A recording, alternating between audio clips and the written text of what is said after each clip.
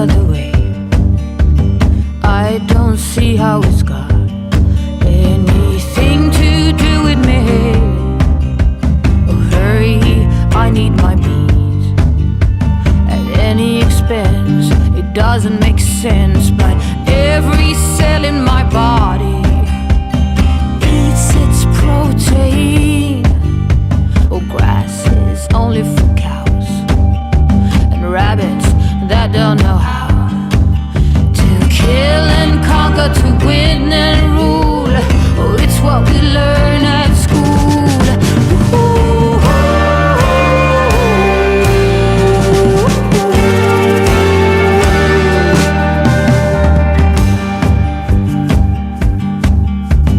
We don't worry about seas. We recycle and sort by source. We've banned all plastic straws, quit smoking.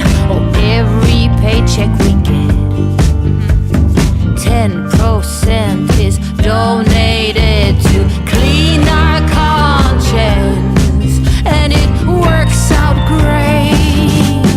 Woo-hoo.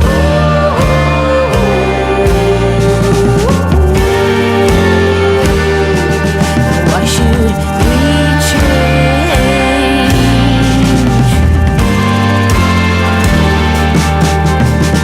Sleepless, be more efficient. Come on, perform better, climb higher, educate away. I am all my degrees, my masters. Hey, look at me, I am somebody.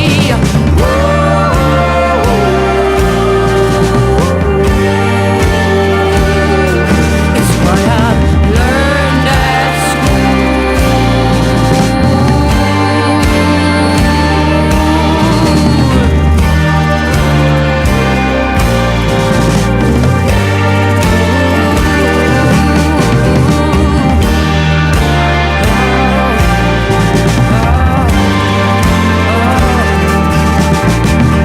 carbon dioxide.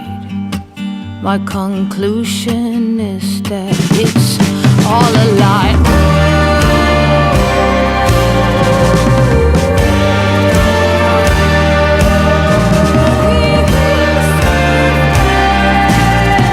Our guns are mine, we're not smart. We will survive.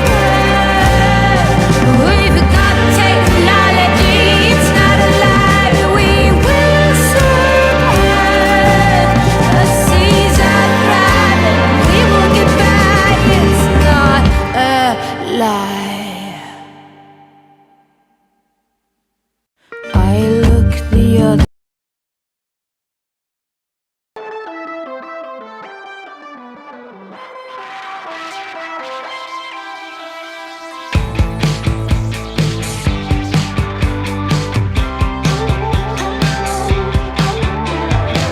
You know I heard you made 200 million.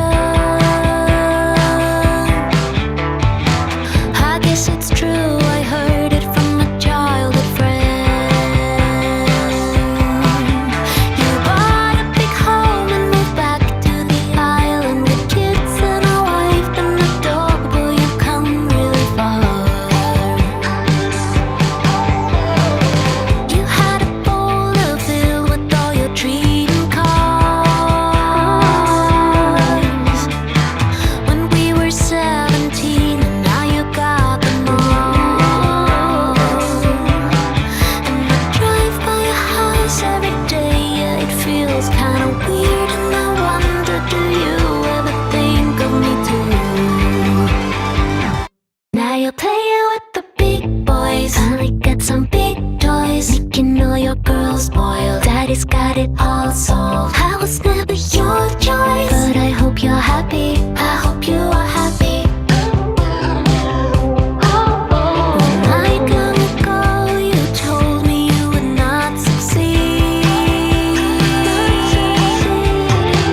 not like your friends with super wealthy families. Tears in your eyes, you set the bar kinda high. We'll do anything to fall. your father's goodbye. Guess I didn't fit in that frame of your life, but I hope that you find all that love in your kids and your wife. Now you're playing with the big boys, finally got some big toys, making all your girls spoiled. Daddy's got it all solved. I was never your choice, but I hope you're happy. I hope you are happy. Now you're playing with the big boys, finally got some big toys, making all your girls spoiled. Daddy's got it all solved. I was never your choice, but I hope you're happy. I hope you are happy.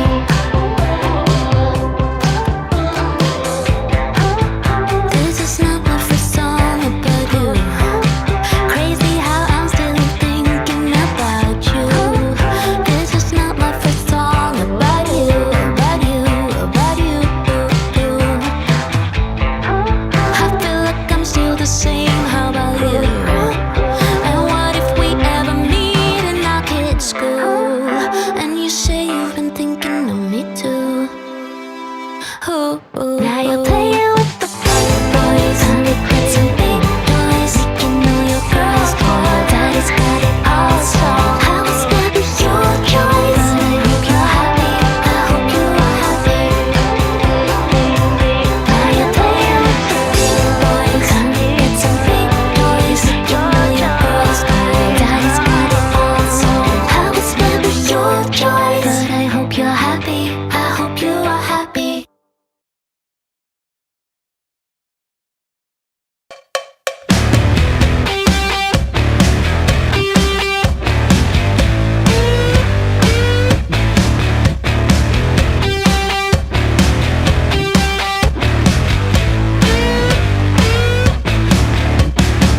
You seem to know something I don't. What's going on? Can you tell me what it is, please? I'm not that slow like you think. Strange vibrations in the room and I can feel it.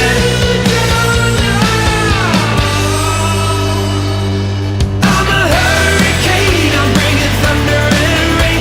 I'm a hurricane if you get in my way. I'm a hurricane, always on top of my game. I'm a hurricane, don't try to get in my way.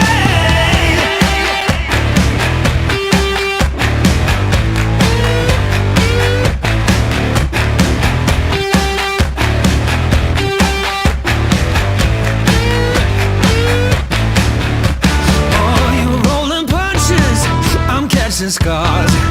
I'll brush you off just like the dust upon my shoulder. I have a hunch of who you are. Believe it or not, I got the strength to blow you over.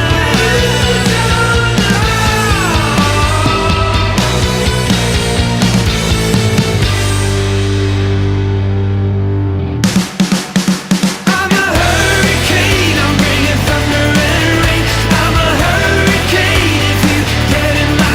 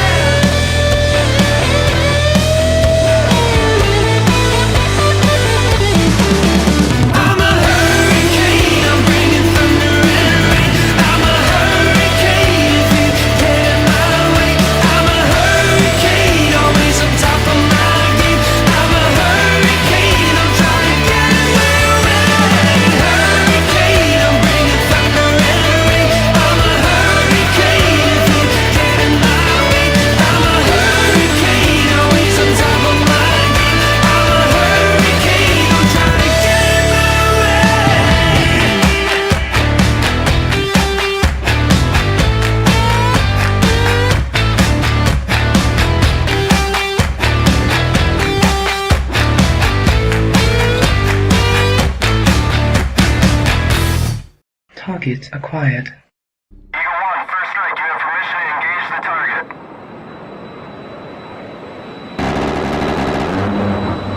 Warning: the following video contains explicit language which may be offensive to some viewers or inappropriate for children. The content within this video is intended for mature audiences only.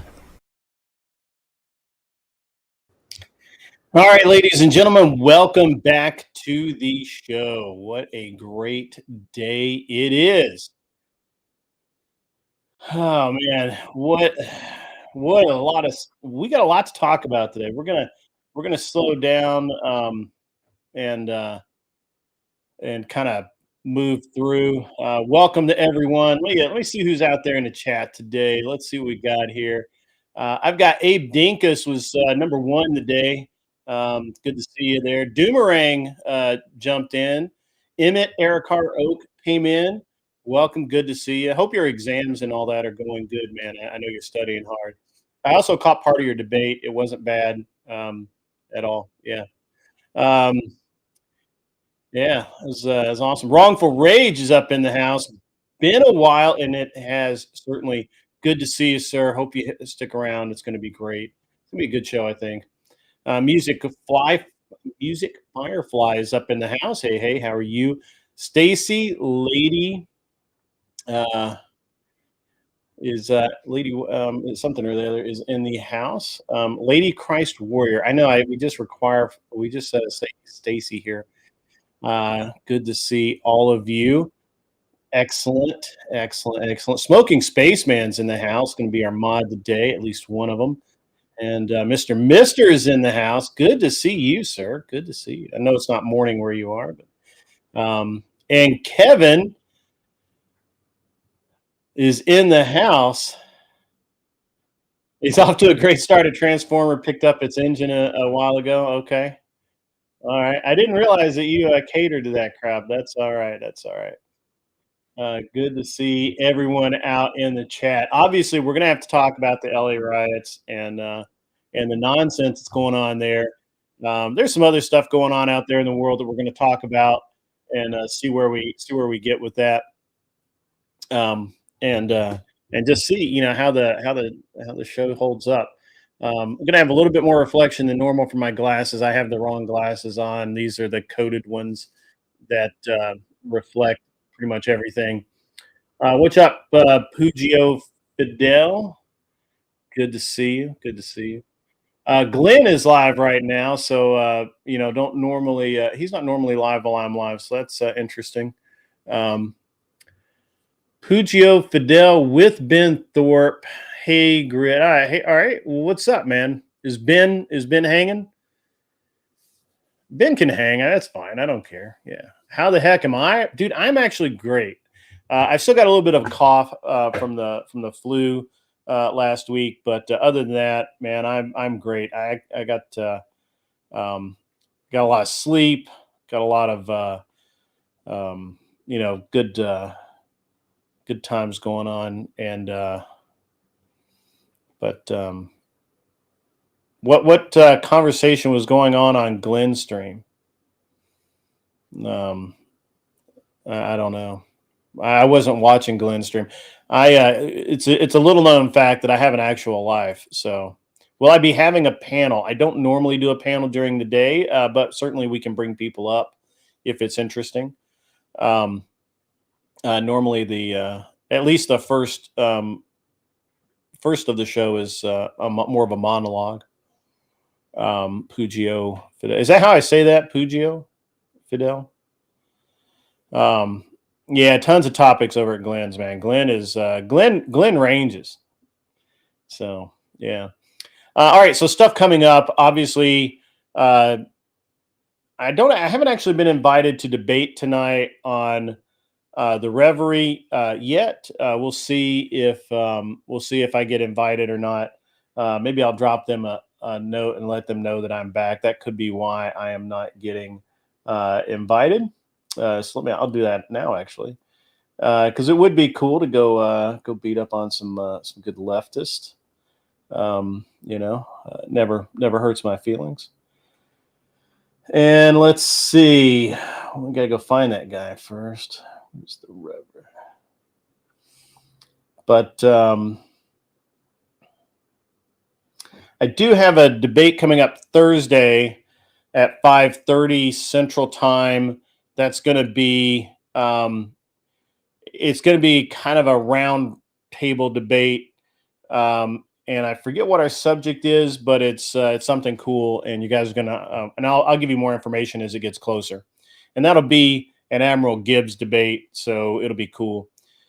So let's see. So today we'll see what happens if I debate tonight or not.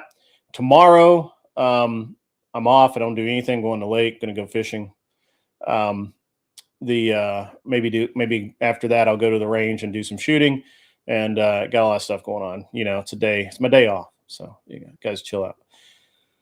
Wednesday night show will happen. Not really sure who the guest is going to be, but we'll get somebody cool.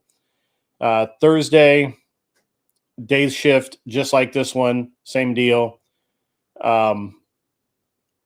Then Thursday afternoon, pretty much as soon as I finish my show, Thursday afternoon, I have the debate with Gibbs. I'm not really sure if I'm going to do anything Thursday night, but I might. We'll see how that goes.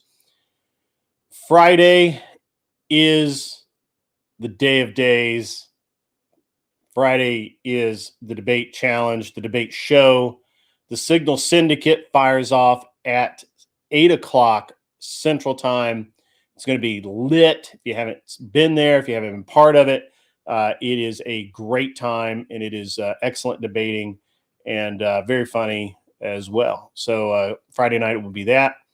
Saturday night will be a chill stream. And then, of course, I don't do anything on Sundays, and that'll take us into next week. Now, next week, for the debate show on Friday, I'm going to try and host it myself, but I may end up having to have Anson or maybe Glenn or someone host the show and moderate, because I will be in Florida. I have a special that we're going to do on Saturday.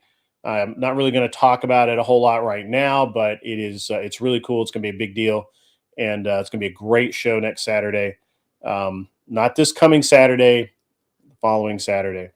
So I'm just prepping you guys out for about 2 weeks. What's up, Kissy Cat, and what's up, Silver Ogre? You see, both of you guys have slinked in. You're going to be moderating a debate later this week. Okay, all right, that's cool. Yeah, we'll be glad to, or I will be glad to. I'm glad to debate. I haven't had a good debate in a couple of weeks now. I'm kind of due. So let's talk about this whole deal with what's going on in LA. And I've watched a lot of different people, and I've seen some very good takes on this. My take is that LA riots over anything anyway, right? Like they'll riot over the shoes that they have. So you can't, I just don't really care that much about LA rioting. As a matter of fact, I would be perfectly happy if they just like burned the whole city to the ground and started over, to be honest. I do think that anyone who is supporting people driving around with another nation's flag hanging out of their car, causing problems, that person honestly needs to get, there needs to be ramifications for that, and the fact that there are ramifications for it, nobody seems to like it, is kind of irrelevant to me. It really is. So, if there's anything I'm watching right now with any a special concern is the way Newscomb has appeared and is really being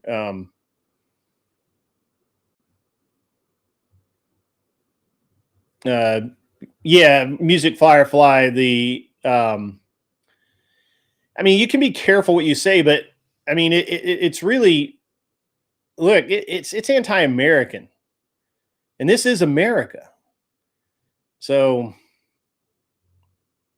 it's it's actually really bad. It's really bad, and I'm really unhappy about it.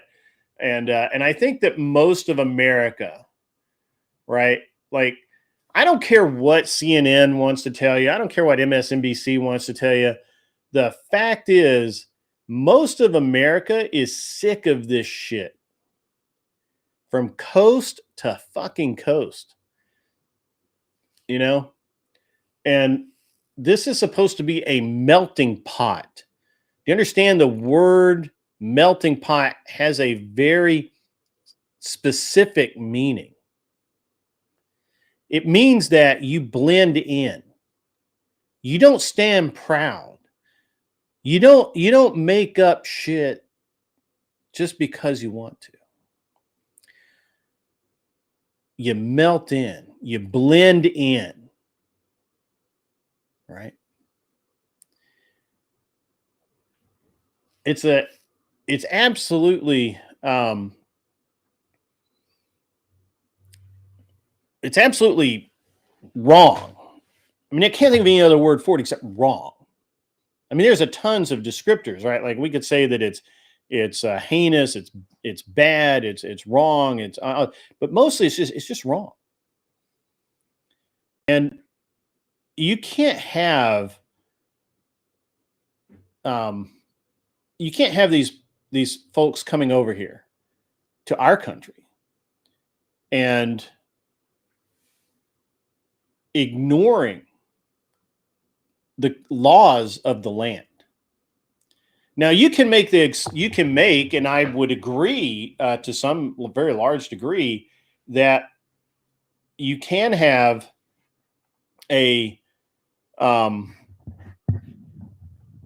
probably should have your own identity, your cultural identity, right? And I'm gonna liken this to, for example, Little Italy in New York. There's all of these communities where they're American. They follow the laws of the land. They don't call themselves Italian. They call themselves American. Now, if you ask them, they'll say, yeah, my pops, he comes from the old country. My grandfather, he comes from the old country. But we're here now. We're in America.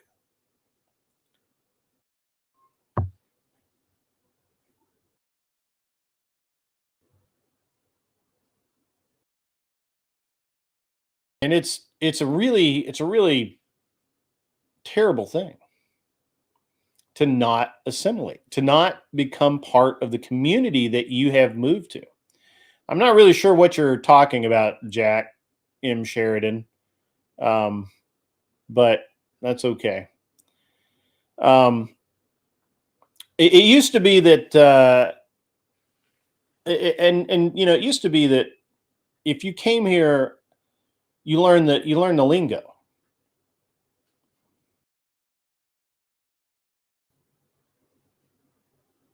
Yeah. Yeah, Jack's right. Hispanic people identify as Hispanic. They don't identify as Italian, Irish, Albanian, British. They just identify as American. So,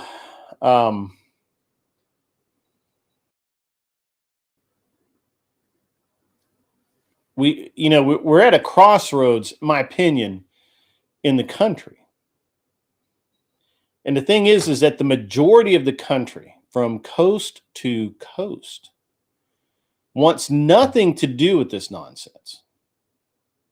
In point of fact, here in my area, most, not all, but most of the Hispanics that have moved here from wherever, El Salvador, Ecuador, and we got some Peruvians, some Colombians, we've got, whatever. They all are assimilating. Now, do they tend to be, the first generation, the guys that come over from the old country, are they a little slower? Sure. But these guys are working, and they do their jobs. They do the best they can to become legal. Now here, I guess also, they'll arrest you and deport you and all that. I mean, it's not quite zero tolerance, but it's pretty close. So I don't know if it's a fake assimilation or whatever you would call it, but definitely, at least here in my community, they do. Um, and it's very much the same thing that happened when we had the refugees come into my community from Laos and Cambodia way back in the day when I was in grade school back in the 70s. And, you had those people coming over here. And I was probably, so it's like third grade when that happened. So, what's third grade? Like 8, 9? It's probably 1979, 1978, 79, 80, somewhere along in there. And they lived in their own communities. They spoke their own language, but they rapidly assimilated, especially the children. So, yeah, I think Mr. Mister is right. I think the sanctuary city states broke the union agreement, and that's a big problem. And it's emboldened very specific groups, and I think that's accurate. I want to welcome Chairman of the Board and Natalia. What's up, Nat? Good to see you. It's something that has a good to see Nat, and especially good to see Kissy Cat. Kissy Cat, I hope you're having a great day. And so it can be the Nat and Cat show. If Nat and Cat want to come up and run the rest of the show, that's right. So, but getting back to whether or not they decide to assimilate. By the way, a lot of these people who are doing this aren't even Mexican. They're white boys. They're white boys and girls who are virtue signaling on maximum. They literally have virtue signaling dialed up to 30 so that they can make a scene. For what? I don't know. For what? I don't know. I have no idea. Why would you do that? Why would you do that?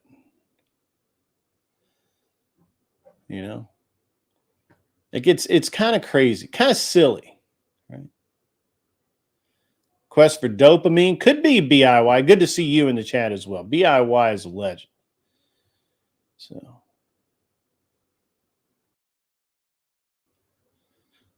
Why is that, guys? What do you think that is?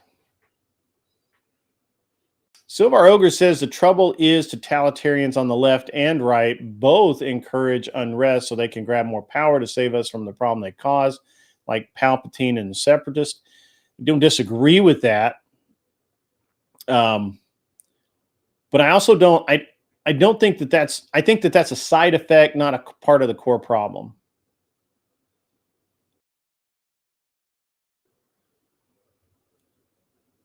Yeah. Yeah, MTG's been killing it lately. I don't know if you guys have noticed this, but MTG has been killing it lately. I got to take this really quickly, guys. Give me 1 sec. Got to mute myself here.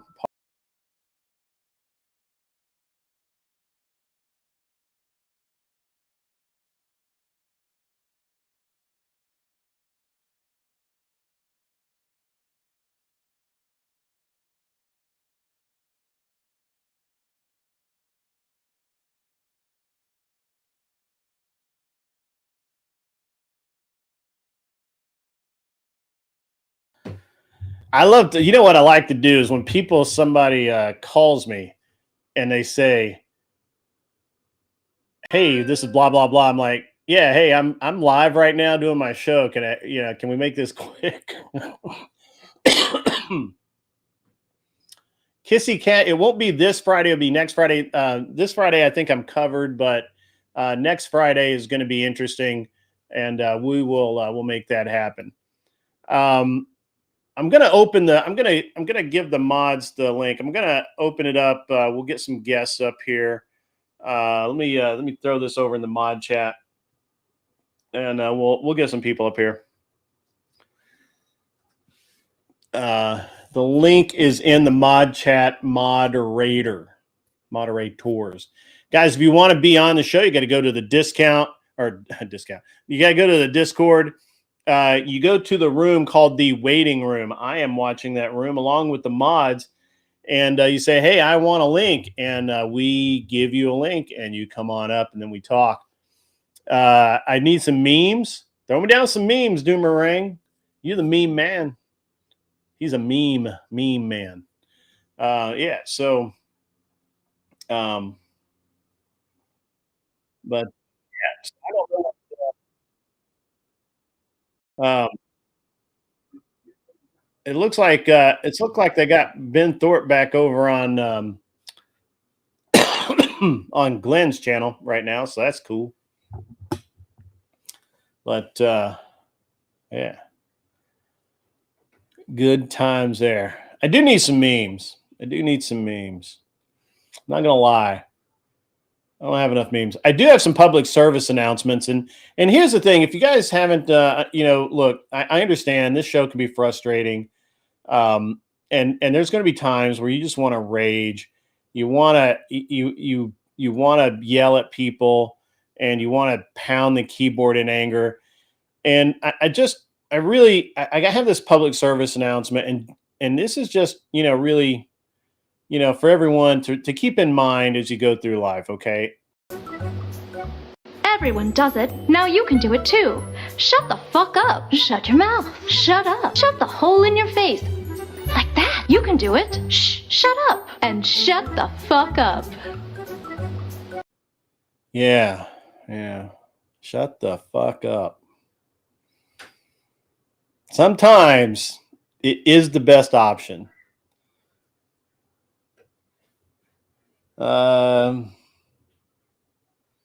Yeah. So waiting over in the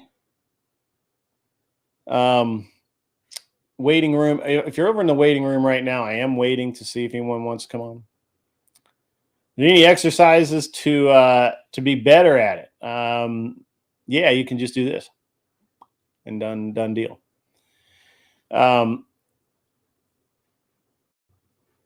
They've got a lot of people clip me for some dumbass reason, and that's just we won't answer that one. And I get clipped a lot, so I don't know why. People seem to think I say funny things. I am here, bro. Let me hit Clover Tack with that link. Dave's not here, man. Dave's not here. Let's get Clover Tack up here. We're going to talk. So, yeah. Yeah, indeed. Where is Luke? I haven't seen Luke in a while. Every time I saw Luke, he was looked like he was about to pass out. So, Dave's not here, man. Oh, yeah, I got Clover the link. I don't know what he's doing. He must be putting his dress on or something. I don't know. There he is. There is the tack of the Clover. What? Putting a dress on? Me or somebody? You talking about somebody else? I don't know. Oh, What's up, man? How you doing? Hey, what happens in my own bedroom, dude? Quit sharing. Quit sharing. You talking about me putting my dress on? Oh yeah, yeah. What happens in my? Guys. That was all supposition. I have no facts or video or any of that stuff. I got none of that. It's a kilt a dress. I've wondered that. I don't know. I don't know. I say no. You say no? A kilt is pretty badass, actually. Especially have you seen the tactical kilts? Yeah, from 511. Oh, those are so cool. Yeah. I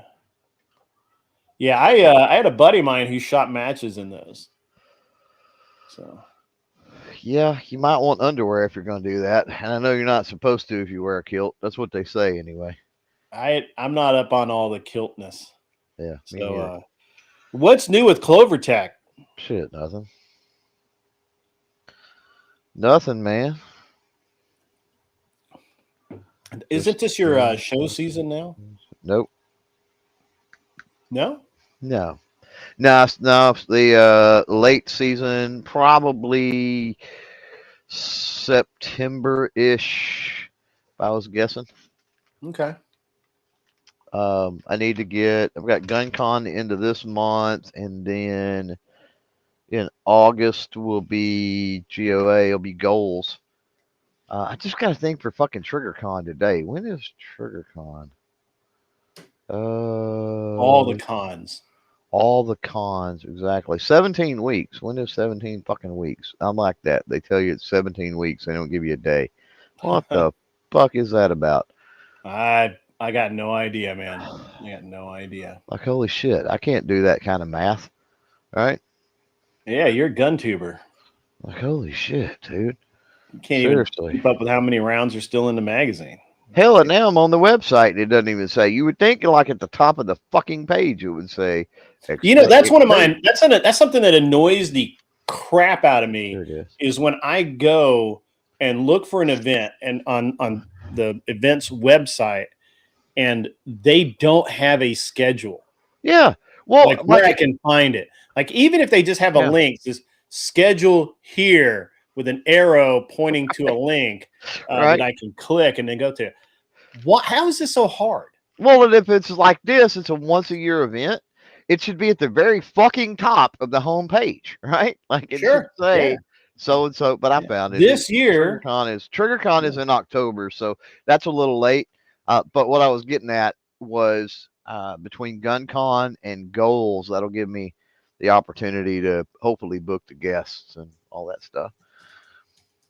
Yeah, and get sponsors, or I don't like using sponsors. I add partners or whatever you want to call them.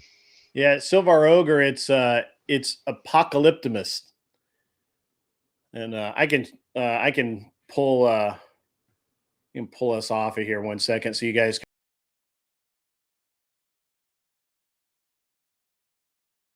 There we go. Someone who knows it's going to shit. It doesn't care. Yep. Yep, that's why this is in honor of the LA this version of the LA riots. I'm waiting for the rooftop Koreans to get into the act. I know, right? And where are the rooftop Koreans when you need them? Right. And we need the rooftop Koreans and roaming crowds of. I expect every time there's a dumpster fire, I expect Kyle Rittenhouse to jump out.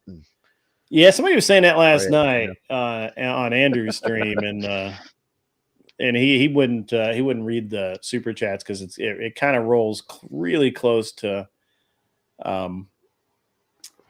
It kind of rolls really close to TOS and not inciting violence, but so what does? Basically it could be taken as kind of a wishing ill or harm or something like that. Oh, I was talking about him jumping out and putting out the fire. Yeah, that's what he was doing originally, by the way. Yeah, there's video of him doing that. That's what I was talking about when I see the blazing dumpsters that blazing dump. I can't believe that. So I really don't understand what groups are involved here, or I guess I just, to me, it's just LA. On top of that is I don't know that I fucking care. Exactly. Like, it's just LA doing LA down. Shit, right? It's LA. Burn it down. I don't give a shit. It's burn LA it down. doing LA shit. Why you ain't coming here and fucking burning nothing down, so burn it down. Yeah, that's true. That's the stupidest shit, dude. When you see this stuff, this is the other fucked up thing, is they go out and they burn down their own shit in their own neighborhoods. That's like me getting mad and set my entire fucking property on fire, like because I'm mad at my neighbor. Like, how does that make any sense? Yeah, so it's an interesting thing because back in the unpleasantness surrounding Antifa, we actually had or BLM or whatever. some group that tried to do a march here in town, and of course that didn't fly. Yeah, we had that And too. the organizer was because those in attendance were not supporters. Well, we had the march, but it was peaceful, and I'll tell you why it was peaceful. Number one is the morning of the march when it was supposed to happen. There was mysteriously 2 pallets of bricks dropped along the marching route in the Right. middle of the night. Mysteriously, we don't, Yeah. Same don't thing know happened who. in LA this week. And the law enforcement immediately removed those. Right. And then it was basically marched down what would be, it's not Main Street, but in this city, this town, it's considered Main Street. But there were not only law enforcement officers on top of the buildings, there was business owners on top of the buildings armed while it was Right. going on. So we had, I say, the way I put it is we had rooftop rednecks There that you day. go. Rooftop redneck. And it was a peaceful thing. They marched, they chanted, they did their thing. And I don't have a problem with that, not one bit. They went and did their thing and said their piece and whatever. It was great, but they didn't have the opportunity to tear up shit. Yeah, see, kind of a similar thing back in the back a few years ago, and I remember because I didn't even hear about it until it was kind of already happening, and then there was a lot of like buzz in the local online community about how that there could be riots, there could be people ransacking houses and things of that nature, and I do live not I don't live terribly far from the university. And I wasn't particularly concerned myself. And then when they did the march went down peacefully, mostly because again, no bricks, no nothing. Second, mass amounts of people, visibly armed, a lot of police presence, and at the end of it. So there was like at the end of it, there was one of the organizers who I don't know what he did exactly, but he antagonized a couple of different groups of people, and there may have been he threw something at somebody or assaulted somebody or something like that. And then he tried to run, and the cops caught him, and they held him. And then all of the people, all of the organizers and everything were all like wringing their hands about how they can't do this, and he's a peaceful protester and all that stuff. And they're like, no, we got him on video throwing shit, so he's going to jail. and so he went to jail. It took a long time it actually took a long time for him to leave. I think mainly because he didn't want to. I think he was very concerned about people not appreciating his specific style of expression. And but yeah, they arrested him. A lot of noise and saber rattling came, but nothing happened. Yeah. And of course, there's a lot of whining and crying about. Of course. He's so bad. He's just he didn't do nothing. He was just there. Didn't do nothing. Yeah. That brick flew out of his hand. I just don't understand, and I think this is gonna sound callous to say this, right? But the only people that fling fucking bricks at other people's shit is people that don't have any fucking shit. Yeah, kind of like that. Yeah. Like, I'm not gonna fling bricks at your shit because I don't want you flinging bricks at my shit. You know what I mean? And so it's it's almost a class warfare type thing too. Yeah, it is. No, 100% is. Yeah. Mullet Baby says that Antifa and BLM hacker LA Scanner, who was doxing ICE agents for weeks, got his information leaked, and he was crying that he and his family are now facing danger. He got karma.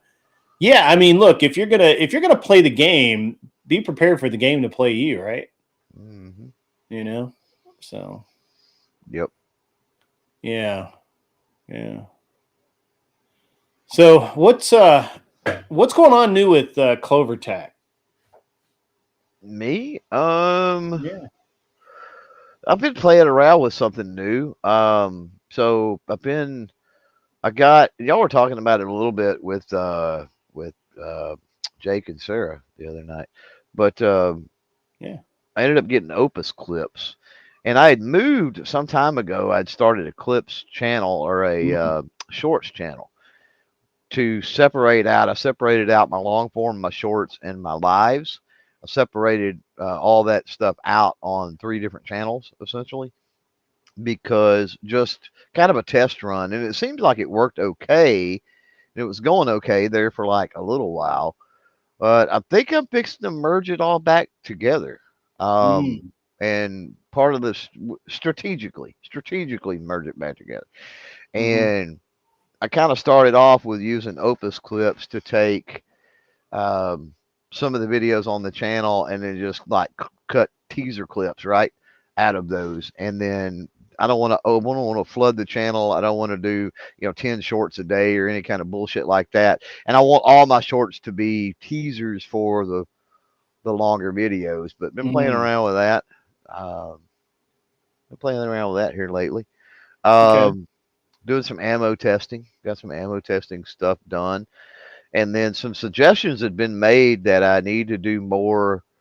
I need to do more stuff with my collection. I've had some people go, "Holy fuck!" Especially channel members, behind the scenes, Discord, people that understand my collection, and they're like, "Holy fuck! Why are you not, showing like 5 of this type of gun or whatever, right?" Yeah. And I'm like, well, number one, those videos often get on my list of videos to do, but they get pushed down because then companies like the ammo I've been testing, companies approach me and go, "Hey, can you work with this? Can you help us with this?" Right? Uh, can you test this out? Can you do this? Can you do that? And I love that's the IRL, aspect of doing this shit. Just throwing up fucking videos or doing something for the sake of. I mean, that's cool for some people in some niches and whatever, but I like the interaction with the companies and the people and the whole community industry type thing, right? And the networking, I guess you could call it, and the contacts. But unfortunately, when you get into that stuff, it pushes down the, "Oh, I just want to make some videos talking about the collection." You know what I mean? Yeah. Yeah. No, I get that. I can, I don't know that I have the talent for making videos about my stuff. You don't have to. Um, You just talk about it, dude. It's not. yeah. It's no. There's no talent to it. And I'll tell you, here's the other thing, and this is what somebody told me, and it holds true. Um, they said, "Well, here's the thing: when you are showing off whatever it might be, it doesn't even have to be guns, right? But when you show off things that people can't afford, that are rare, that people can't get, something they don't make anymore, people don't have any experience with because they're new, whatever, right? Like at that point, you become like the expert and the Yeah. You authority, become the right? SME. Yeah, for It sure. establishes that for you, which is also very important when you're running a channel, is to have some type of base of authority and experience. Hmm. Yeah. I mean, I can see that. I made a couple of videos back in the day for when I was a match director about how to come to the matches, what gear you needed, what gear, how not to get too wrapped around the axle about the gear, that, just bring what you had. And if it's not cool, then somebody will loan you, really good gear. And it's a good way. And actually, um, asking to shoot other people's gear is, is like the best thing you can do, because you will learn really quickly what you like and don't like without having to spend any actual money to do so. Which is the opposite of what I did. I went out and I bought like, I think I currently own almost every pistol that you can shoot 3 gun with. Every, like I Well, and have. that's also where like, and you went to one recently, but that's also where like local club matches are so Hmm. beneficial Yeah. because it's more laid back, it's more low key, right? Hmm. And you don't really, you're not really even concerned about going in there and winning and wrecking shop. Yeah. You're just, there to kind of hang out and have fun Yeah, anyway. absolutely. So why not use other people's shit and play around with their stuff and, Yeah, you're figure not going out to there win may be, anyway. So even if you've got good gear, there may be something, there's always something that may be better, right? yeah, Better yeah, fit for absolutely. you or whatever. So that's one of the beautiful things. Don't sleep on the small club matches, folks. Yeah, no, I mean, I think that first of all, I think that's obviously where you should start, and then the second thing is, I think that it's very interesting how people um, will think, they think that they need something, or they think, hey, I'm going to get by with this, and I'm going to give you an example. So at the last monthly match, right, there was a kid, he's college age, and he had come out specifically to see what a match was like, and of course, we're like, well, don't just watch. If you want to do it, we'll let you shoot a match. We'll let you shoot a stage. We encouraged him just to sign up and just shoot the match, but he was like, "Nah, I'm just gonna hang out. I'm gonna watch and all that." So at one point, I'm like, "Look, I have rifles. I have literally a complete setup, right? Belt gear, everything. All you've got to do is pull triggers." And so we get to the jungle run stage, and which is just a super cool stage, right? That sounded very racist. I'm just saying. I'm just saying. Yeah, it is. I mean, you're running through the jungle, and so we get to this stage, um, and it's actually a really straightforward one. So it was one of those things where you start off um, with your rifle, and you shoot. All you do is you shoot a few pieces of paper and then some steel downrange, and then you get rid of the rifle, and then you start working your way downrange, shooting targets that are actually in the woods that you can't see them all at one time. So you're kind of either you have really good memory and you program it in really well, or you hunt and peck. Do you have movers that trigger like clays that No, well, fly out? not on that stage, not on Uh, that stage, but that's um, crazy when you've got clays that'll fly out in the middle of the trail and yeah, you're like, yeah, yeah, whoa, yeah. whoa, whoa. Yeah, I would prefer that they did that. I have a good story about the clay in just a second. We go up, and he's like, "Hey, I want to try this one. This one looks fun, and it looks pretty straightforward and simple." I'm like, "Okay, yeah, it is. Just see target, shoot target. It's easy." So we take him up to the truck, and I get him my 16-inch proof barreled AR, which is a phenomenal gun. It's got a Bushnell SMRS 1.5 to 6, which they don't make anymore. But it's a phenomenal optic. It's super clear, and in the shade of the jungle run, it works perfect, and a huge field of view.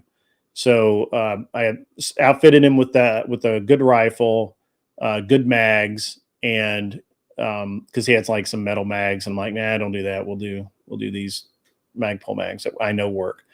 And then I outfitted him with a Glock style gun. Like there are no Glock parts in it, but it looks, it's a Glock, just a 17.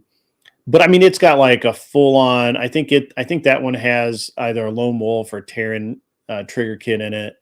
It's got, Like a Glock frame or like a well, it's Shadow actually Systems it's a or serialized. So Polymer 80 did a bunch of oh, it's P. serialized. Okay, okay, yeah. Polymer 80 did a bunch of serialized frames So it was for. ground up customs. What you're saying? Yeah, it's ground Yeah, up. Like there's no Glock parts in it at yeah. all. I've got a quote Ruger 1022 that's that way. Yeah, It's like ground up, built off an action. yeah, I do too. Yeah, There's I not a have single Ruger part in it. But when I tell people, it's like that's my custom Ruger 1022, and it's like not really because Yeah, I have a Ruger 1022 that I built from a Taxol receiver. There are no Ruger parts in it, like none, zero, like nothing. I think at one point I had the Ruger competition trigger pack in it, but even that's gone. Like there's no Ruger parts in it. yeah. But anyway, so I give him this Glock, and it's got the titanium nitride barrel, it's got the light and slide with all of the cuts in it, and it's got that one has a Holosun 507C on it, and so it's rigged. I mean, it's set right, and it's got. I gave him 3 or 4 mags with the Terran Tactical extended base pads, and and I put it in a Safariland holster, showed him how it worked, and he ran that stage better than some of the guys did with like gear they use all the time. And he comes back, he's like, man, that was fun. He's like, I'm so glad I didn't shoot my rifle. That's literally, it's just an M forgery bird cage. I think it's a 16-inch barrel. It could be an 18-inch barrel. I forget which, but his gun's just, it's wrong for all of the it's just a wrong gun for the thing. And he has he had an EOTech on it, which I think the EOTech would have worked. I think that's what he had on it. And then he had I forget what very small pistol he had, but it was it's an EDC pistol, right? And I'm like, look, those are great, and you can use those, but definitely, use my gear, man. And he like I said, he shot better than a lot of people. And first, and he loved it. Like after that, he was totally hooked. Because if you give somebody gear that works, if you give them gear that's going to set them up for success. Well, it's not a matter of good gear. It's a matter of just good gear. Let me back up. It's not a matter of expensive gear. Let me back up. None of that stuff's expensive. It's not a matter of expensive gear. It's a matter of good gear for whatever particular application match. Done. Right. Yeah. Because if you move from one match to the other, it may be a totally different set of gear that's going to be optimal and increase their 100%. Effectiveness. Yeah, without a doubt.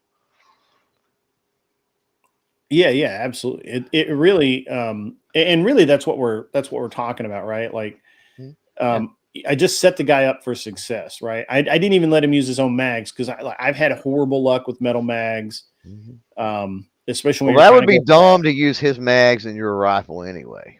Yeah, I would never do that anyway, right? Like, look, just use all the stuff that works, that we know works together, right? Yeah, and exactly. And so he had a great time. And so the next stage we went to, he bowed out. He's like, yeah, I'm gonna head out. But before he did, so I'm getting ready to shoot that, and I'm like third in line. And it was a course of fire where it was set up specifically to disadvantage the pistol shooters, because the shotgun guys could shoot all of these steel plates, and then they shot two poppers, and they had two clays that launched, and then you had to then you ran and went and shot pistol, and then you shot rifle. And so, but if you shot two gun, you started with pistol, and so you shot all that steel with the pistol, not a big deal. And then you had to shoot those two poppers and try and shoot the two clays with your pistol. Well, my strategy going into that was I shot all the steel, I reloaded, I engaged the two poppers, and the plan was to go 1, 2, 3, hit the two poppers and then shoot the two clays out of the air. So I shot the first popper, but it didn't fall. I think I hit low, so it didn't fall. And then I hit the second popper and it fell. So I had to, when that one fell, I shot the other popper and it started falling. And then I shot the clay, but I missed the second clay because my transition time back wasn't quite fast enough. Now, but I got the clay in the air. Why were you not running a shotgun? I just felt like shooting two gun that day rather than three gun. Okay. I just felt like it. And I didn't realize, I didn't look at the stages. If I'd looked at the stages, I definitely would have run the shotgun, but because I'm not there's a championship for the two gunners. And I think I was the only two gunner to hit the thrown clays. I only got one of them. Or one of them. Yeah. Right. I only got one of them. It's tough, man. It's hard to hit a clay, dude. It is. It's hard to hit a thrown clay. It really is. And so a clay is what, 4-inch roughly? I think it's like 3. I think it's 3-inch. Nah. Yeah. I mean 3 to 4, I guess. Yeah, somewhere in there. Somewhere in that range. But yeah, 3 to 4 inch at however many yards moving. Yeah. Yeah. And it goes straight up and then straight down. Mm-hmm. So it was a good time.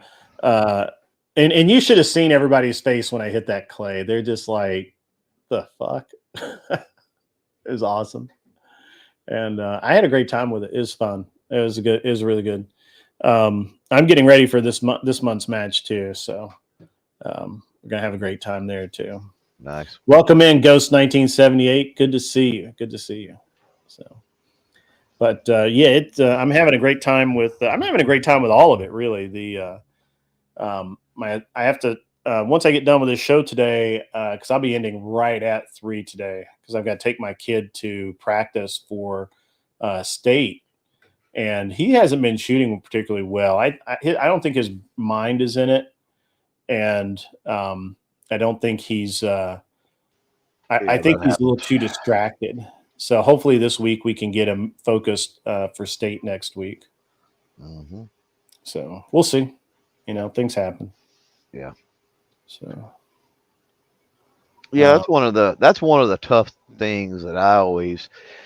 Well, it's a tough thing with anybody, but I always found with youth shooting sports was the kiddos, man, from interaction with kids at school to potential, the girlfriend. And I'm not saying putting this on your kiddo, of course, but Yeah. just in general, to boyfriend, girlfriend, Mm-hmm. to family, to other activities and hobbies, to whatever. Like there's so much potential for distraction with it, that unless you've got a kiddo that is 150%, 80%, I don't even know, committed, eats, sleeps, breathes, poops, and does nothing else. And I don't know that that's healthy. I mean, that's kind of cool. I mean, we had some kiddos like that, and I certainly knew kiddos across the state that were, oh my God, the shotgunning were lights out and everything else, but they did nothing else. It's all they did 24/7, 365, right? Yeah. And for me, it wasn't about coaching, training, producing champions. For me, it was about trying to instill obviously safety and firearm familiarization, obviously, Second Amendment, that sort of thing, and well-rounded kiddos. Yeah, absolutely. Was more important for me. And when you do that, it again, you allow other things to creep in and take over. And if their mind's not in it, you're 100% right. It's tough. Yeah, I think it's an interesting thing. Like I had for example, we had this kind of back and forth with my son, because he's gone to Boy Scout camp every year, like the past 4 years, right?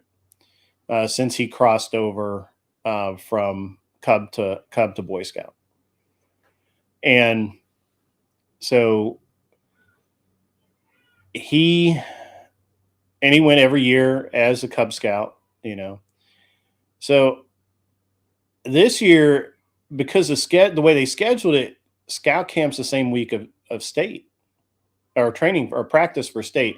And I was like, originally I was like, well, you can miss practice, if you do really well the week before practice. And he was like, okay. So he did okay the first couple of days, and then he didn't crash out, but he just did not do as well. Right? He just didn't.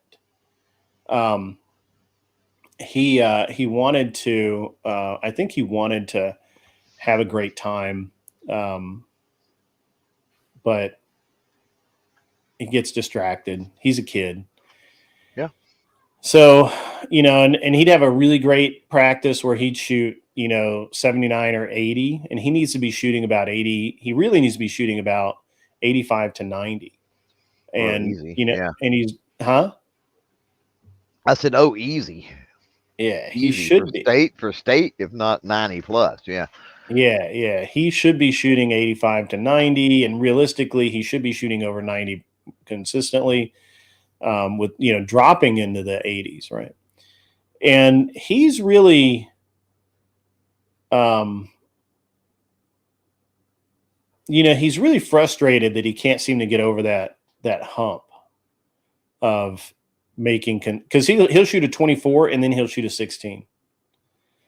and it's just a consistency, and and I keep telling him, like, man, look, Probably pressure of trying to repeat, I think because that's that's part of it. one And then thing with shotgunning is so reactionary that yeah, if your brain falters, thinks about something else, that's what I've been focuses too telling him. hard for even the slightest of a fucking second, like you're Yeah. fucked. Well, and it's, I think the thing is that he starts getting distracted, Mhm. and so he. Well, But anyway, so it's easy to do, right? yeah, yeah, his buddies are there. They're talking. They're and so we've really tried to push him into getting his mind right, which he may. I don't know that he's going to be able to do this year, but and he has to learn how to. He has to learn that he wants to win. Right now, all he wants to do is shoot, and he doesn't really care about the winning part, Mhm. right? And so, which is fine. Yeah, that's And I okay told too. him that. I'm like, look, dude, it's totally cool. Just go out there and do the best you can. Mhm. So last week, the beginning of the week, he started out doing really good, and then he kind of faltered. And I'm like, wow, man, what can we do here? And so he basically made the decision. And we had to talk to him about scout camp, and hey, should you go? You've made a commitment to the team to do the best you can. Mhm. We've made a commitment to make sure that you're at all the practices and everything. Do you think it's right? Do you think it's the right thing to do to take a week off of practice right before the big push? Mhm. And he's like, I don't know. It's also going to take, even when you come back, it's potentially going to take his head out of the game too. Yeah. And so there are two good arguments there. One is that, hey, go buy a go do the practice. He and I could practice through he was going to go to scout camp for the 5 days, and then when he gets back, he'd have 3 or 4 days to not practice with a team, but he and I could go practice, Yeah. and he could he could get more, and which we're going to do anyway. But and that break could kind of give him a reset and give him what he needs to settle down and do well That's at true. state. That's true. Sometimes you can practice too much. Yep. That's Yep. definitely, I've seen that happen. I've seen Yeah. over and over and over again. I I was always blessed because I could do pretty well with no practice.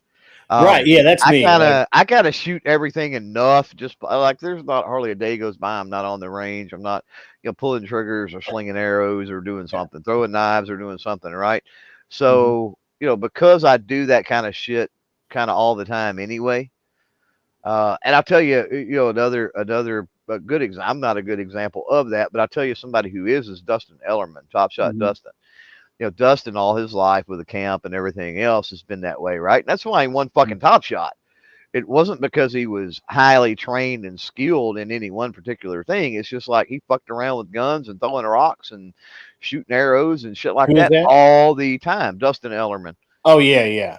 Um, I like and Dustin a lot. so yeah, Dustin's awesome, and that's why just so um sometimes yeah, I mean walking away and coming back and just kind of knocking the rust off, so to speak, for Yeah, those couple of days like you're talking about, and then getting back after it would be yeah. fun.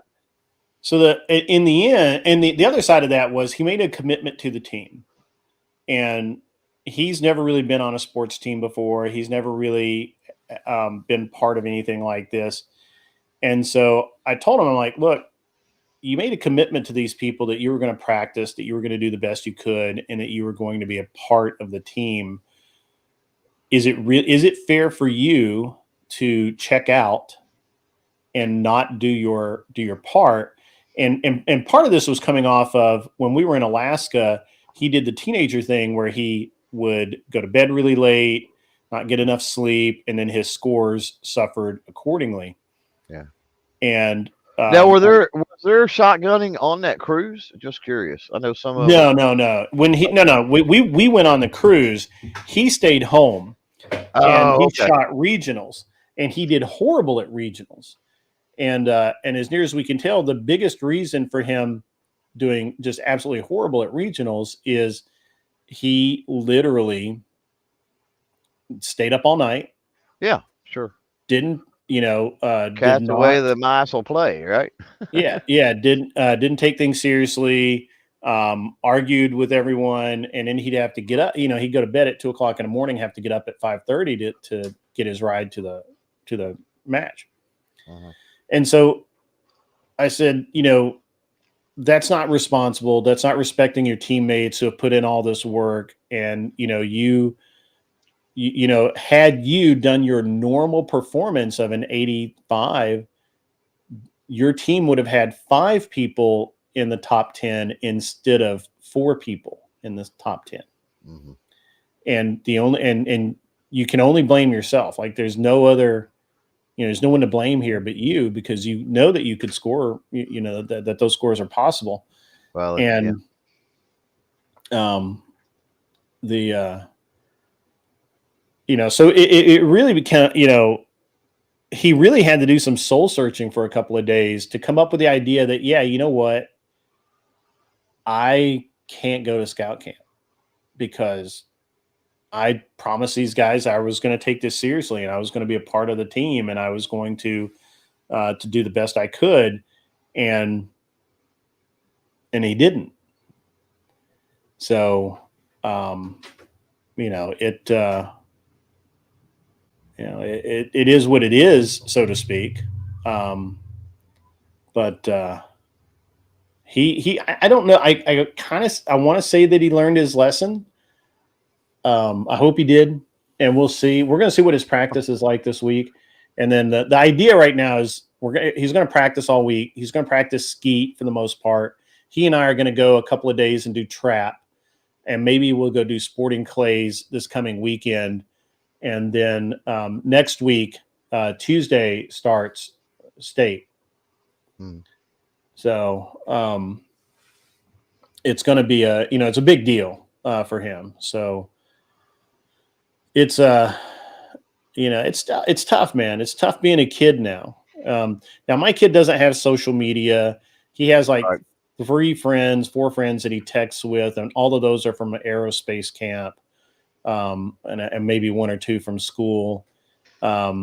He reads a ton. He watches a bunch of videos just randomly. So,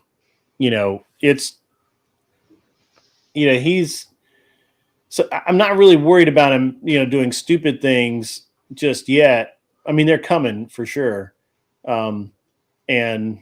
But right now we're really trying to get him set up for success. And, this coming weekend the middle of the week is his birthday. So his birthday party is this weekend. So, and he'll be 15. So he's getting my wife is bound and determined to get him his learner's permit. Yeah. And I have been after him. Is that something he wants to do? Yeah, I think so. He's talked about it a lot, but then again, I had one kid that didn't. It was crazy. Like I had one kid that just did not want to, had no interest in the whole driving thing, which is crazy for me because I grew up in an era that hardships at 13 and shit. Like you could not Seriously, wait. Shelby's sending a TTS. Whatever. Seriously, Shelby donated $20. Super chat. Sup mofos. I have 5 weeks until I graduate. I'm going FMF1 Marines 1 Battalion 5 Regiment. Let's go. That's badass. That's badass. Seriously, Shelby. Good to see you in the chat. Thank you for the $20 super chat. And 5 weeks till he graduates, and he's going FMF1 Marines. Nice. I don't know what that all is, but nice. I could probably decode it if I thought about it for a minute. Like military and all their letters and shit, like kill me. Like it's like trying to text with a teenager nowadays. Like holy fuck, I don't know what all that means. But Ghost says like father, like son, stay awake till 2 a.m. then compete the next morning. Yeah, that's what I'm trying to avoid. I keep trying to tell him that too. And the other thing is I keep telling him, I keep telling my son, that he's got to, do things right. And one of the things about the learner's permit is I kept telling him, I was like, hey man, go download the driver's manual and study it and start taking the practice test so that when you walk in there, you're confident and you just ace it. And then you got your driver's permit, your learner's permit. And then you can, we can start teaching you how to get stuff done.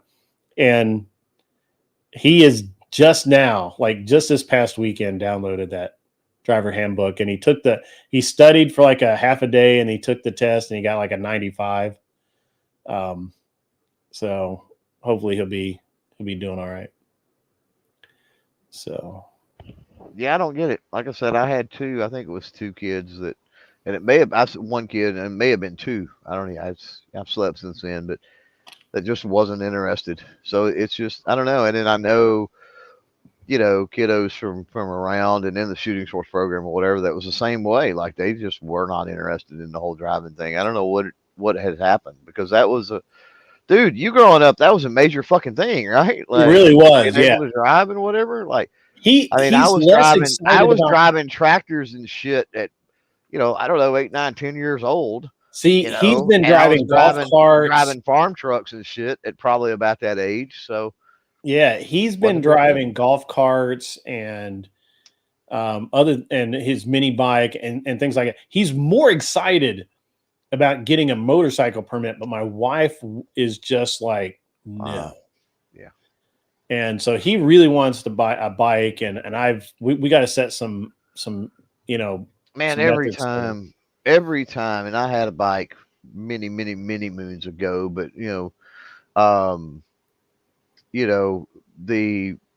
it got to the point to where it's like, oh man, I want another bike.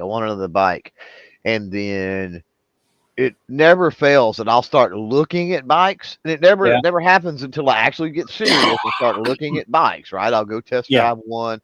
I see somebody's got one for sale. I'll go look at it. And inevitably somebody I know dies in a motorcycle accident. Oh, wow. And you're like, fuck, I'm going to quit going and looking at motorcycles. Like, seriously, like I don't.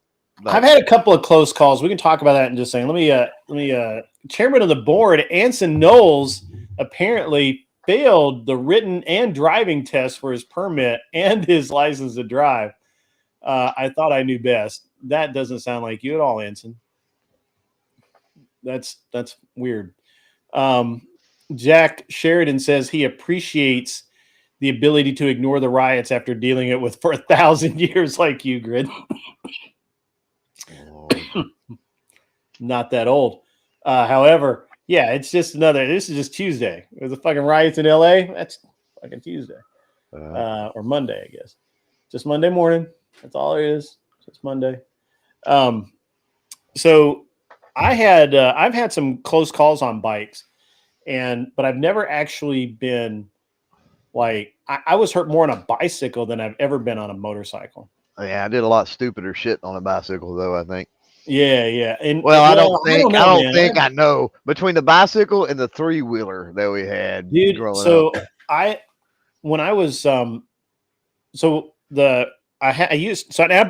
bounced back and forth between like new sport bikes and old like cafe bikes. And so I had a CB 750, 73, I think 74, somewhere along in there, and cool bike. And I remember the directions to this guy's house out in Reno was go 20 miles outside of town, turn right. When the pavement ended and the gravel road started, go another mile, and then it was on the left. Yeah, that gravel road got your ass, didn't it? No. So I thought it was. So I drove out there, and I drove out there during the daylight, and it was like really ginger, and I was like, man, this gravel, man, this is tough. But I was young. I'd been riding a lot of bikes, and I felt really confident. And so coming out, I was like, I wasn't like going all out, but I was going quick, and it was loose on the back tire, and it's sliding around a little bit, and man, it just felt great. And I hit the pavement, and I'm like, man, that was bad ass. and I go like another half mile to the stop sign. And this, and again, it's 20 miles from fucking nowhere in outside of Reno. And there's no traffic on this road whatsoever at this time of day. And so I sit there and one car goes by. I wait a minute and I make my left turn. And as I get out about middle of the road or a little past middle of the road, I start feeding in the power. And as I put the power down, the tire hit gravel and I just slid off into this ditch. Just like pretty as you please, just like soup right down in there. And I'm like, what the fuck? And I was like, you know what? Dude, I could be like totally fucked right now because first of all, nobody's coming. Like there's nobody coming. Now you're down in a ditch on top of it. And I'm down in a ditch. And so I was lucky I didn't break my leg or anything. Because as I'm sitting there trying to, I got the bike started back up and I'm like gassing the bike and walking beside it to get it to the point where I can get it up out of this ditch. And when I'm sitting there thinking the whole time, like, fuck, man. How close am I? If I had broken my leg, I'm done for. Yeah. Like I'd have been there for all fucking night. And even during the daylight, who knows how long it would take someone to see me down there or how long it would take to get me out from underneath the bike and hobbling up there with a broken leg. So that toned me down a little bit. And then about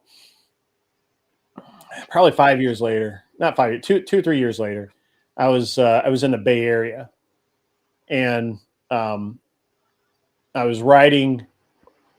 I had ridden. I was riding this sport bike. It was. Yeah, I think that was the Yamaha. No, it was a Ninja 600, and pretty decent bike, good power, pretty good hand. Everything about it was great. But of course I bought it used and it was a good bike, but it was fine. So I'm out riding with some friends and we start up this on-ramp and I get up coming up this on-ramp or off-ramp, I guess. I'm coming up and as I make the turn, my rear tire hits antifreeze or something, and it's just gone. And it's like I just stepped off the bike, right? But I still fell down because it was weird because I like stepped off the bike, but then the next thing I know I'm rolling, because of the inertia. So the bike's like 10 feet away. I'm laying on the pavement, and this old lady, I'll never forget this old lady in like this blue 80s box car thing that I don't even know what it was, like a Granada maybe, or a fucking LTD. I don't know what the fuck it was. Powder blue. This lady's like yelling at me while I'm laying there on the fucking road, man. And my buddies had all seen me go down and gotten stopped. And one of them was coming back to help me up. And she's yelling at me for laying in the middle of the road. That's the craziest thing, man. Yeah. Karen's going to do what Karen's going to do, I guess. Yeah, even back then, the Karens did what Karens do. It was hilarious, man. Like, I was like, this is crazy. What am I doing here? Why is this happening? Yeah. And so I've been down a couple of times. Nothing serious, though. But I've been really close a lot. I was out riding with a friend of mine. He had this like piece of shit Harley, like Sportster thing it was slow. God, it was slow. And I had another CB 750. I think this one was a 76, I think, or whatever. But I had done a lot of work on this one, and it was light, and it was mean. It was an angry bicycle. It was an angry motorcycle. And I don't know what possessed me to do so. But we're out in front of my shop, and I come out the drive of my parking lot, and I turned right, and I just hammered the throttle, dude. Like I grabbed full wrist, just wham, and that bike was just all over the place. And I honestly don't know how I didn't go down hardcore. And he was like, he was white as a fucking sheet. And he's like, "You okay?" And I'm like, "Yeah, I'm fine." So, All right. dude, he was white as a sheet. And of course, his bike wouldn't do that. So didn't have enough power. But, Yeah. too heavy, not enough power. Well, that was with a 600. You did that. So it was a 750. It was a CB 750. 750. Oh, okay. Yeah. And I had it, and I had lightened it down. I really like that bike. It was a good bike. I don't know. Even a that's the thing with bikes, though, man. Right? Is like you don't even need the high end shit for them to be fast. They're just so fucking dangerously fast. Even the smaller they've gotten so good. They've gotten so good, man. Like I have a 99 CBR 600 F4. Now, it's not the F4i, which came out later that year, which is injected. Mine's still carbureted, and it has 118 horsepower. It's like the highest horsepower they put in a CBR 600 up until mid 2020s. Yeah. Like it's just crazy how much power this thing has. Yeah. And you hammer that thing, and you literally better mean it. Mm-hmm. Right. Yeah. And because it's a violent motorcycle. Mm-hmm. And I had back in 2000, probably 10. Back in 2010, I had an opportunity I had a CBR 900RR. And I like that bike a lot. That bike was another really it was a scary bike. And then I had an opportunity to get a 1000RR, a newer CBR 1000RR. And I talked it over with my wife, and I'm like, I don't know. This thing is like crazy powerful. Yeah. And so I haven't had one in over 20 years at this point. Like I said, every time I get to looking, something changes my mind. Yeah. Something very unfortunate changes my mind. But I had a 90, I think it was a 90 Katana GSX 600, I think. Okay. Maybe. Yeah, I like the Katanas. And then I had an 80. Trying to remember, I don't even remember. It was the early 80s, 81 or 82 Midnight Virago Yamaha. Mm-hmm. And I don't even remember the engine on it, but it was a cruiser, type. So neither one of them were like super powerful compared to what other things that were available. But it didn't matter. Like you hammer on it, and just like it doesn't need that much power on a motorcycle. Like no, it really doesn't. And the big thing is. The big thing for me is I think most people don't take the time to learn how to ride. And so they're kind of bad at it. And that's, it's totally fine. You can barely know how to ride and go everywhere. Yeah. Well, it depends on where you learn to ride and all of that too. And like me, I mean, I understood like compared to like your bikes and, bicycles and three-wheelers and dirt bikes and other things I did stupid shit on growing up. That was in pastures. That was in pastures and in the woods and things like that, right? And I understood the brevity or whatever of, it's a motorcycle, it's on the road. Not only you got to worry about what you're doing, now you got to worry about other people as well. And then also being in a rural area here, a lot of turns, a lot of blind curves, a lot of blind hills, a lot of gravel, right? A lot of dirt, a lot of gravel, a lot of mud, a lot of things like that. And so I never had any accidents or anything like that, or really even close calls, but I was, putting for lack of a better term, unless it was a straightaway, right? Yeah. And we're talking about a long straightaway. I was pretty much just putting around all the time anyway. Why? I see dirt bikes. Dirt bikes are my kryptonite, bro. I'm probably better now because I'm old, but when I was younger, I felt like I would get on a street bike and I ride really defensively and I'm Mhm. pretty cautious. Um, Yeah. like I've had enough kind of like experiences where I have a lot of respect for the street bikes and I have more respect for cars that can kill me. Yeah. I get on a dirt bike, especially if if I'm going out to ride dirt and I have like the chest protector and the gloves and the boots. I feel invincible, dude. Like I actually feel like I cannot get hurt on this Evil thing. Knievel, huh? Yeah, I'm absolutely like I own the world. I am indestructible. I can do whatever I Right. want, Yeah. and I have done like really like um I just really feel like that I can just get away with whatever. And I've done stupid things. I've run into a fence on a dirt bike before That's funny. because I thought I could make it looked wider than it was, and I thought I could make it through, and I couldn't. Um, you've heard this story. You've heard this Like a fence, or barbed wire fence, like a wood like a regular just split wood fence. rail fence Okay, that yeah, yeah, had like a cutout in it, it's funny. and I thought I could get through the two posts, Yeah, and I couldn't. I yeah. couldn't do that. That hurt. I've never hit barbed wire with a I've dirt seen a bike. guy hit. But I saw a guy hit. I never had actually had a dirt bike. We had 3-wheelers back in the day. Oh yeah, This was before 4-wheelers were a thing. And right. I've hit barbed wire with a 4-wheeler before, maybe a 3-wheeler before, and it ain't fun.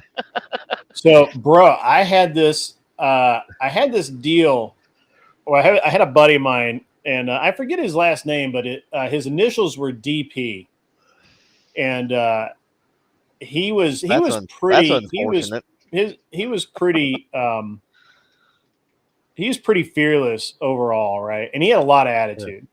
Yeah. And we were out riding one day, and he ran into a barbed wire fence, and we heard him scream, dude, like nothing.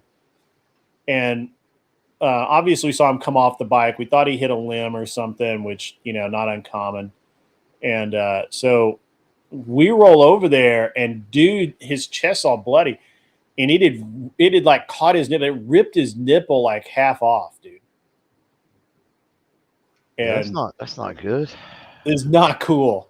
That is not cool. Don't want to live life with one nipple. That's that tough, is the man. opposite of cool, man. Don't get me wrong. My nipples are absolutely fucking useless. But I wouldn't want to live life with one nipple. No. And oh, dude, and he was like crying so bad. I mean, oh man, it was rough, man. We took him to the emergency room and everything. Oh god. It was but that barbed wire is no joke, man. Barbed wire is no joke. And I mean, you just saw him like fly back, and then his shirt's all bloody. We figured then that he got hit by barbed wire, but it tore half his nipple off. Yeah, it caught him just right too for that. Good lord. Yeah, it's terrible, man. Terrible. Yeah. Hey, now I think about it. I was like, man, I'm so glad that didn't happen to me. Right? Yeah. I mean, it's like one of those things. Like, man, that could have been me. Like, it was that bad. Really Don't get me wrong, but it wasn't. I had puncture wounds more than anything. That's what I had. Yeah. Because the fucked up thing about barbed wire is you go through it and it wraps around you. That's a fucked up thing. So you get it from all angles. Yeah. I never ran through barbed wire. I ran into not what they call farm wire fence here, but it's just a like 4x4 grid fence, wire fencing. I've run into that before, but it was mostly so I thought I was going through a bunch of like bushes, like honeysuckle and stuff.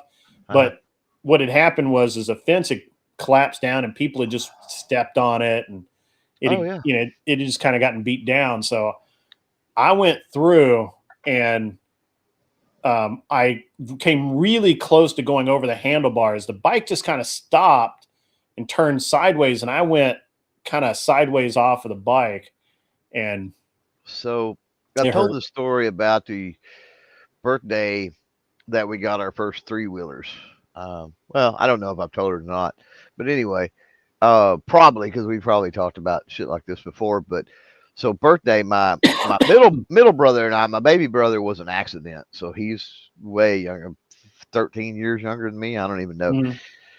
But anyway, so my middle brother's only a couple years behind, and one year I don't even remember what year it was for our birthdays. We got three wheelers. The oil field was paying really good that year. No, I got you. Some years we were on welfare, but that year we got we got three wheelers, and I shit you Sure. not. So walk outside. Here's the birthday presents. Oh man, it's fucking awesome. You know this that mine was red, my brother was blue. Anyway, wish I still had it. The So put gas in them, crank them up. You know, here's how they work. Get after it, right? I shit you not. My mother's freaking out, obviously, like mothers fucking do. Yeah, absolutely. You're gonna You fucking kill die. yourself.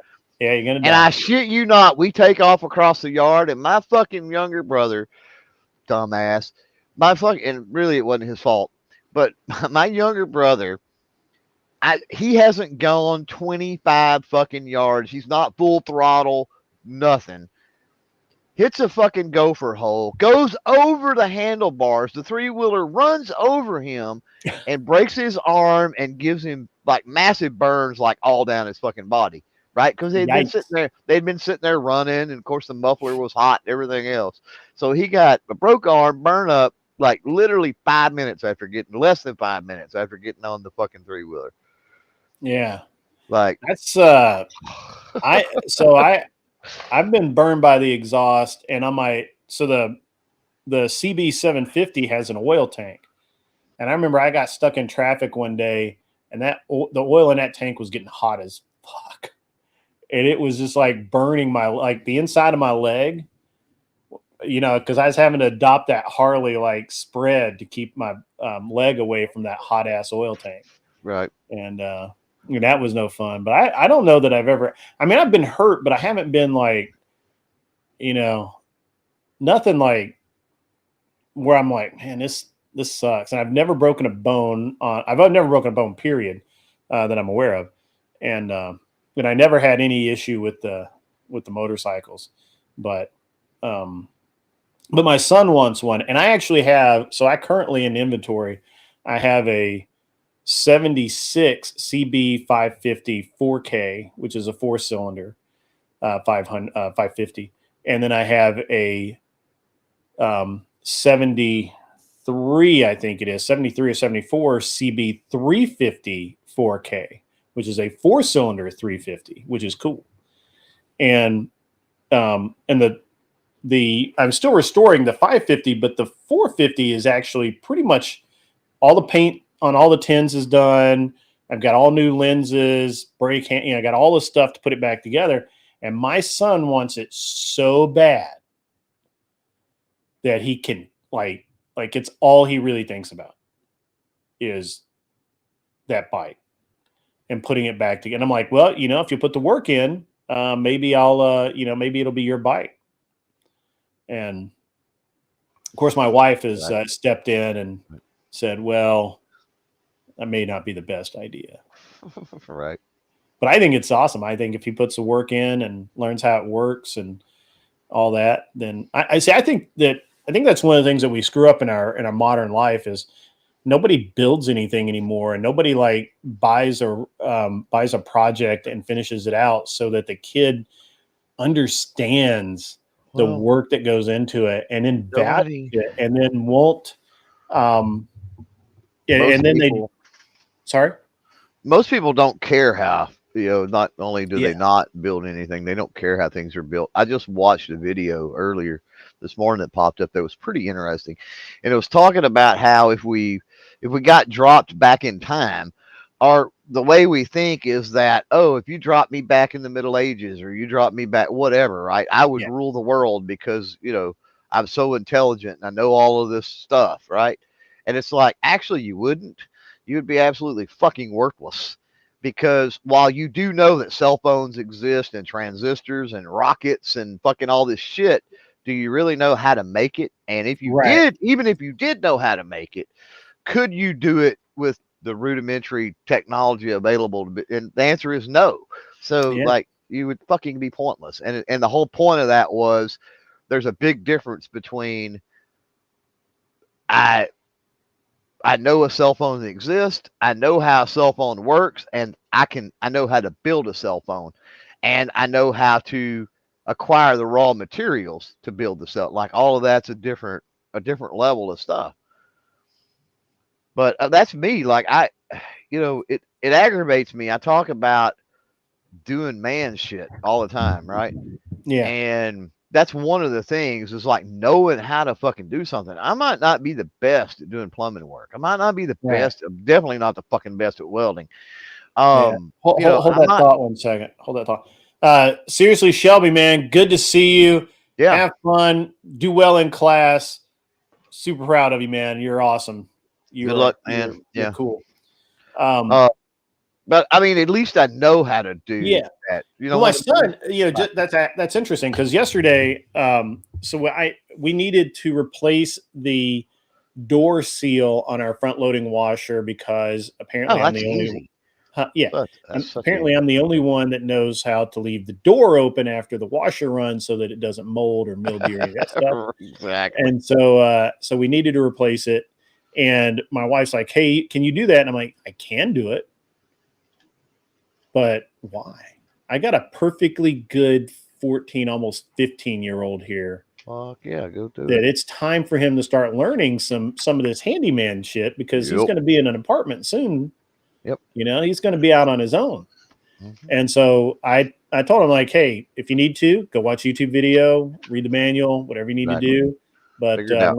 I want you to replace this." Totally hands off. You said, "Hey, this is what I need you to do. Go do it." I And was then you were 90% hands off, nice. and he Nice. figured it out. He followed the directions when he had problems where he couldn't get something loose or he just didn't understand, how the tools work or something. I went in there and helped him Sure. out. Yeah. But Nice. he took him a little while to get going. But once Oh, well, he yeah. finished it up, he actually finished the whole thing and put it all back together, and it Nice. works. And I told my wife was Yeah. like the whole time I was like, "You just go do it. You just go do it." I'm like, me just going and doing it doesn't help him out at all. Like Mhm. this Exactly. he's got to go do it. And washers and dryers are so easy. They really are. Yeah. There's so my not that many parts. Once you kind of get an idea of how they work, they're very simple machines. They're Yeah. not complicated. I my mean, don't get me wrong, they have complicated control panels, right? yeah, So yeah, if the yeah. control panel goes out, you're fucked.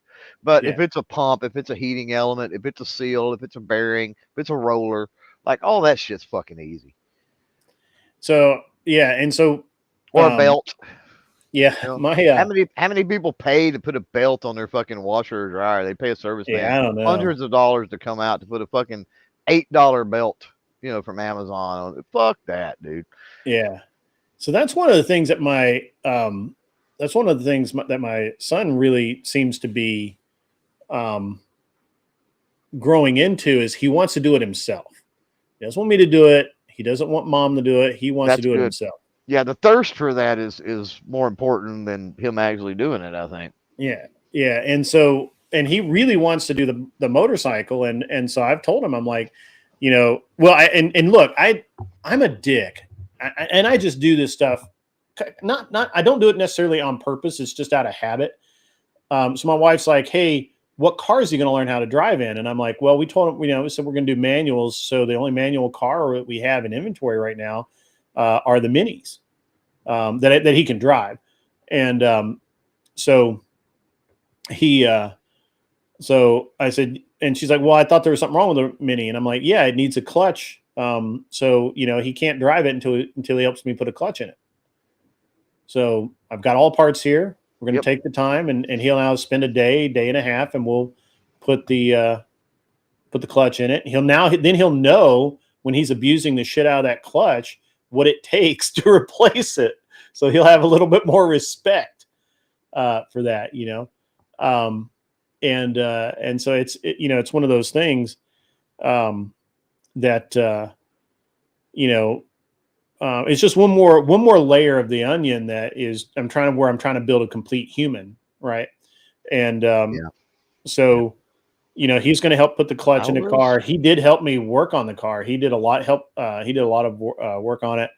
Now he actually wants my old beat up it's not beat up, my old Expedition, because he told me, he's like, hey, I want to have something I can go camping in. I can take my buddies out, we can, Yep. and I'm like, well, yeah, just look, you're going to have access to the inventory, whatever we have. But what you will drive every day, you don't want to drive that Expedition every day. You will go broke putting gas in it.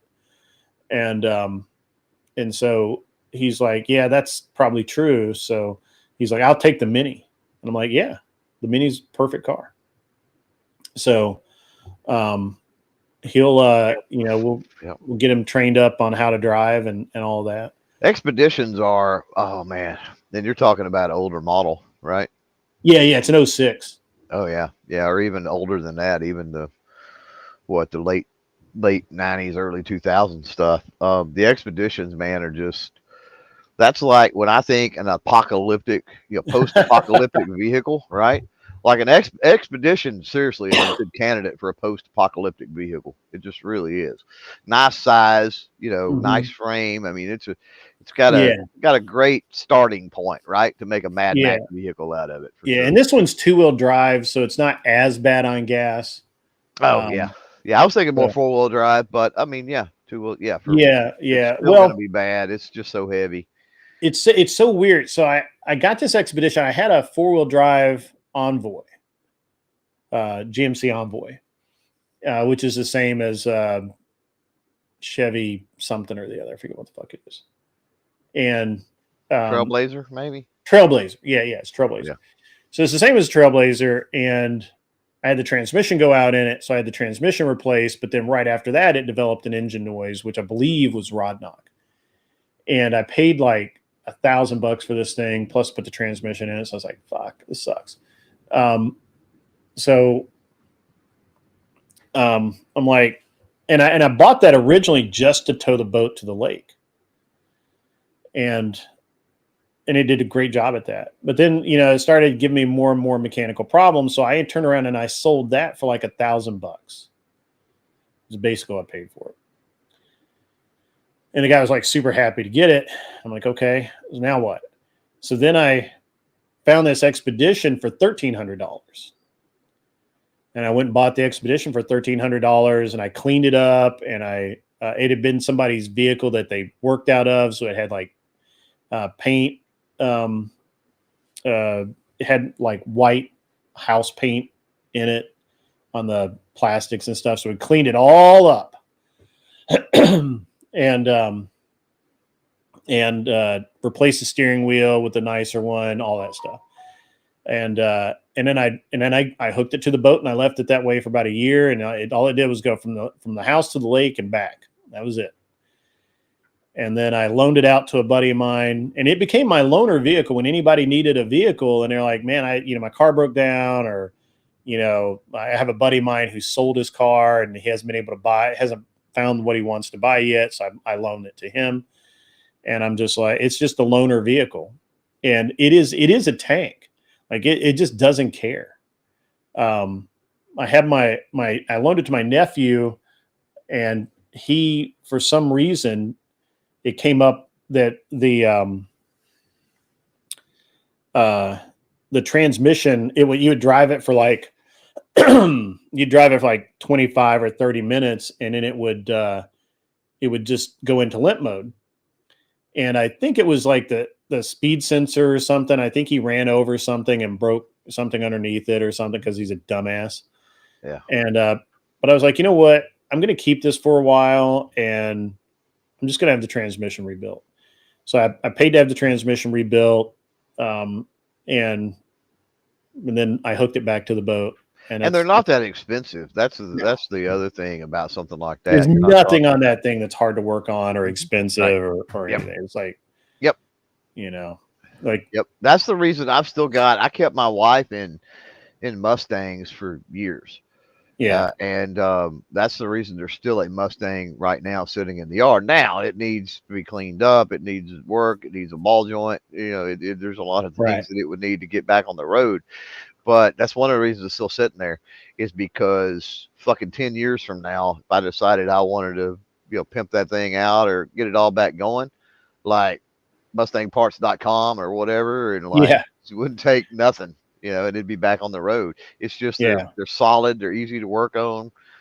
Yeah. I mean, I think people don't put enough of a premium on that, that Well, they don't. sometimes, it's not just that it's a nice car, but it's, how, like the number one thing I tell people all the time if they're buying a pickup truck and they're not buying new is to get the 06 to like 2012 or 14 GMC. Well, with the V8. until I fell into, because it's not like it was a conscious decision, until I got my 06 F-150. And it actually was my uncle's, and he had passed away, and he, Sunday church driver, didn't have hardly any miles on it, basically brand new, yada yada, right? So it was a no-brainer with buying that one. But prior to that, I had a strict rule. I did not want automatic transmission. I did not want power locks and power windows. I didn't want any fucking thing that was something extra to break down that I had to try to fix. That was complicated. Like nothing. Yeah.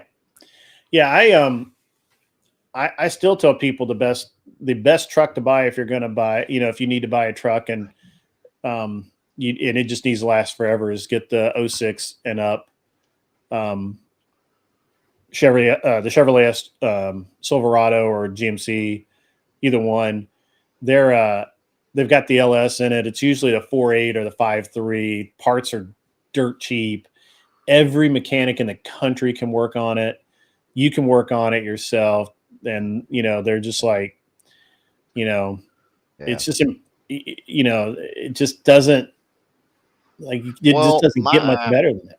My 98 F-150 that I bought new in 98. That's the only vehicle. My wife's had two new ones, 2 or 3 new ones she has. That's the only new one, I think, brand new I've bought. But my 98, a friend of my son's years ago bought that one. And it had like 215,000 or some shit on it when he bought it, and he's still driving it up and down the road. I don't know how many miles on that fucker now, but there's got to be 300,000 plus on the fucker now, and he's still driving it up and down the road. I mean, it's still a solid truck. Now it was the V6. Had it been the V8, and it was manual transmission, right? No fancy doodads on it or nothing like that. But had it been the V8, I don't know that it'd still be clicking. But that the 4.2? The late 90s, early 2000s. That 4.2 in the Ford was pretty solid. That's what's in the Mustangs too here, and they're fucking and the transmissions behind them too are just fucking solid. Yeah, I mean, I just I'm not much of a Ford guy, although I do want I want one of the new Ford Marauders. Well, I don't have a. I mean, that's just.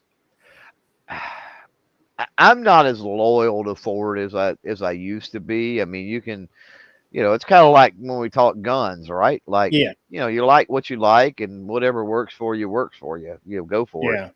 There's certain things I don't like. Like, one thing that ruined me on Dodge was my brother had a Dodge pickup, and I rode. He had just bought it. He was so proud of this Dodge pickup. Rough as hell. It was like riding in a goddamn covered wagon, dude. Holy shit! And we're talking about on a nice road. We're not talking about beat up country roads. That was even worse. We're talking about on nice roads. This fucker was like you were on the Oregon fucking Trail, dude. It was horrible. So and wanted a fishtail. It constantly had that you had the feeling, even if you were riding, you had that feeling like the rear tires were going to break loose. Like it was fishtail. So I've had a couple of Dodges. I can't do Dodges anymore.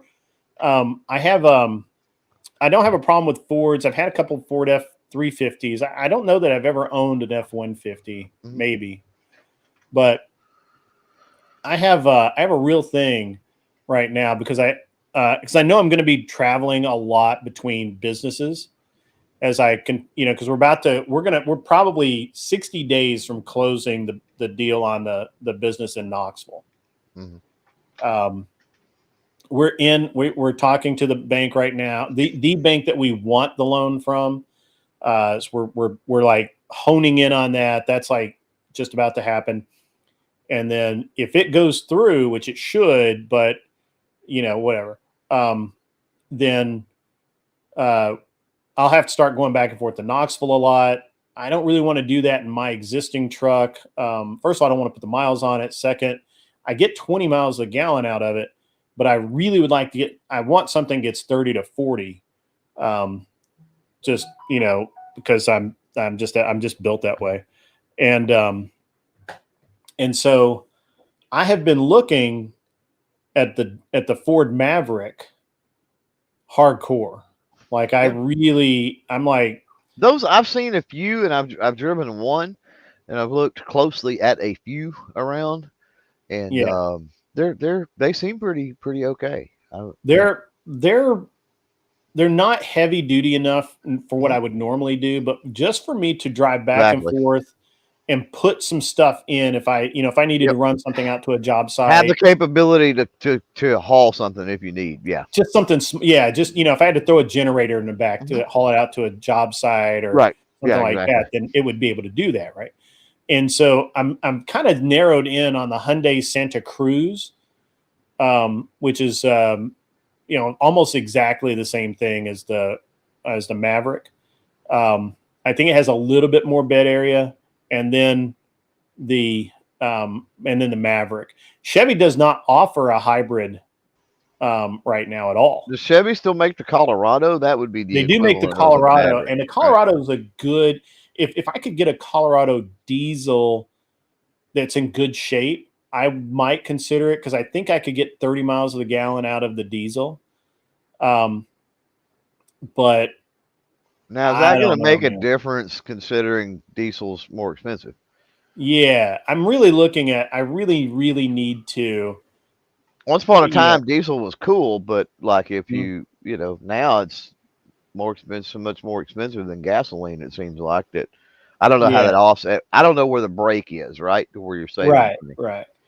I mean, if I could get 30 to 40 miles a gallon, the big thing is I need some. I need something. I mean, it's really weird. I need a small to medium sized truck Well, that I then can you've go to got job sites and not look like an idiot and all that. I need something, which is why I'm really looking at this Maverick, because the Maverick looks enough like a Ford Ranger that it's when I show up on a job site, nobody's gonna be like, what's this pansy ass doing here? So, well, but you've so also got the Tundras and the yeah, the Tundras get um, absolutely shitty gas mileage. do they? And They have then the you've got worst the gas mileage, Titans. class leading worst fuel mileage. Yeah, Like my uncle's got a Titan. I don't know how old it is. It's not the terribly Titan's old. bad too. It's Uh, probably at least 10 years, I would say. But mm, I drove it a couple times, and I didn't. I don't particularly care for it. I can't believe anybody still buys Toyota Tundras. They get the worst fuel mileage ever, and they are expensive when they break. Like people are like, well, it just never breaks, and I'm like, no, it does, and the maintenance is not cheap on it, and they go through Yeah. brake pads like they're going out of style, Bye. and so I just can't. I don't. Seemed like I I think seen that. Seemed like I seen that one time. I watched a video where it was a big mechanic shop. And they had a YouTube channel, and they were talking about the most expensive trucks. They were ranking trucks, right, according to how expensive it was to maintain them. And it seems like you're right. Seems like the Tundras were maybe at the top of the list. They may have been number one. my personal the Tundra is my brother has one. It's hilarious. 499 comes in from Nate. I was told y'all are talking about trucks. As a trucker, I couldn't help but come on over.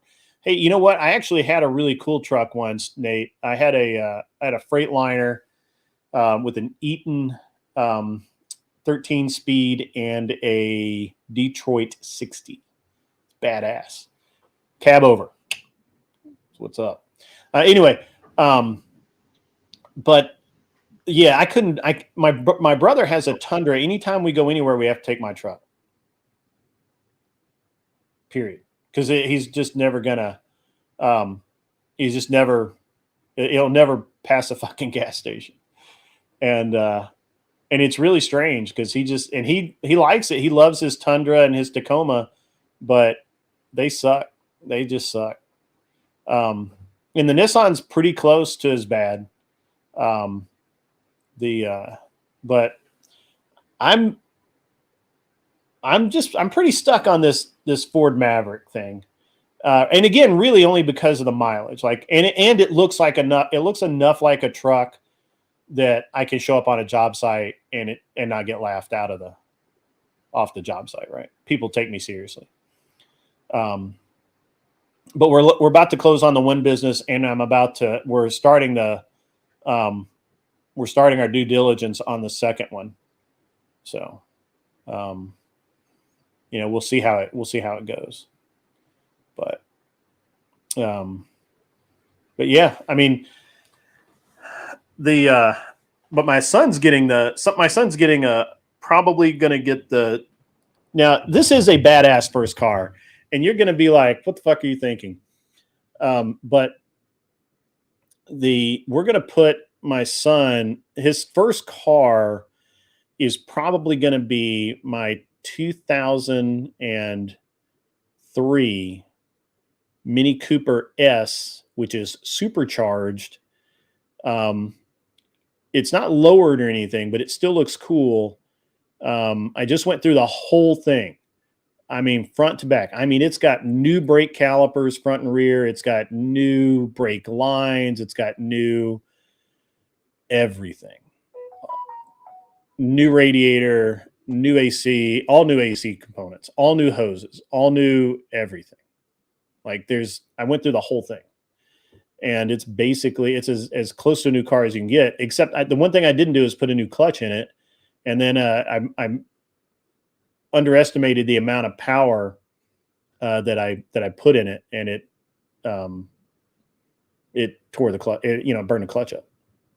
So, but I have a brand new clutch sitting on my shelf right now. So that's just going to be his first car. And, hopefully he respects it. So if not, chairman of the board, Kissy Cat plays with the mouse because she's a cat. Oh, you're on your phone, Kissy Cat. Kissy Cat, are you at work?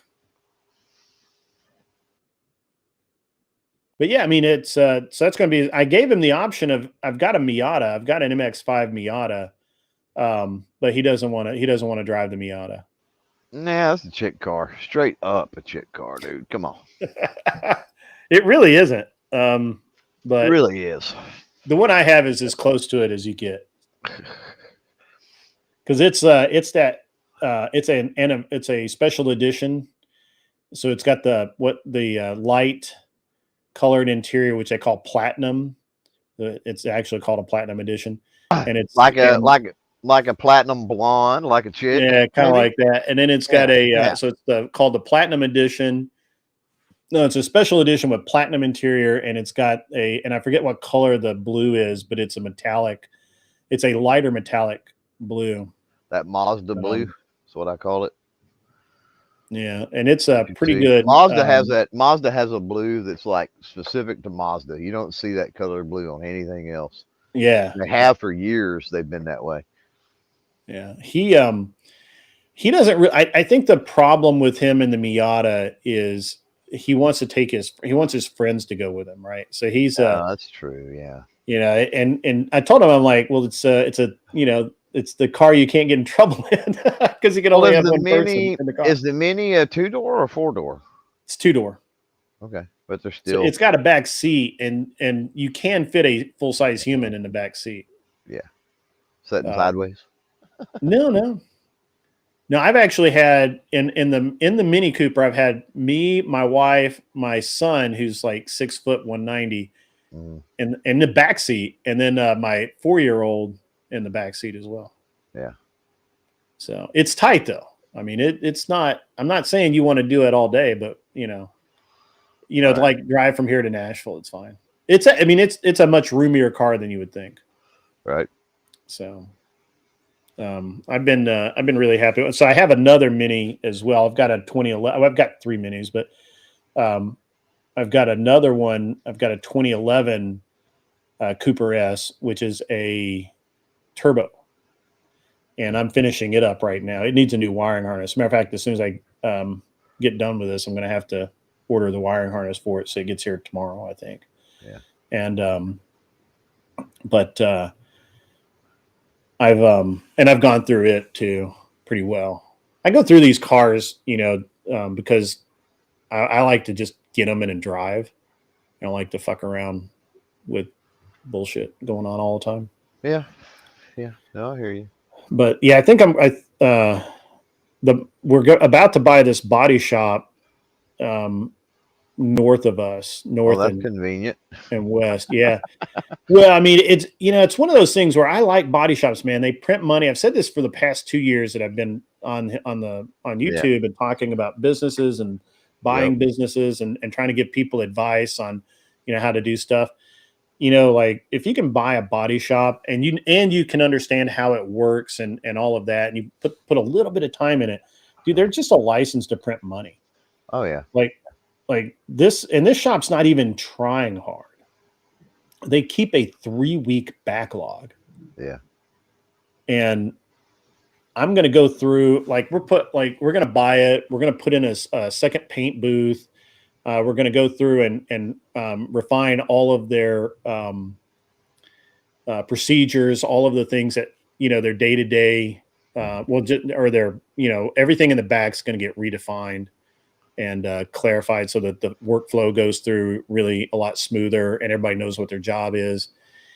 And, you know, like right now, he's already got, like, all the bones are there. Like they have the county and city and some state contracts. So if any city car gets work done, it goes there. Nice. Right. They have, they're preferred with three out of like the 8 insurance companies in the area. So we're gonna become preferred for all of them, and then of course, you know, there's always the guys who walk in off the street that backed into their mailbox, and so the biggest holdup right now, in my opinion, is the fact that they only have one painter, who happens to be the owner. Oh wow, that's not good. Yeah, and so I'm gonna buy it. He's gonna stay on. He wants to stay on. I'm gonna buy it, put him in as strictly in a managerial role, probably hire 2 painters and get 2 paint booths rolling.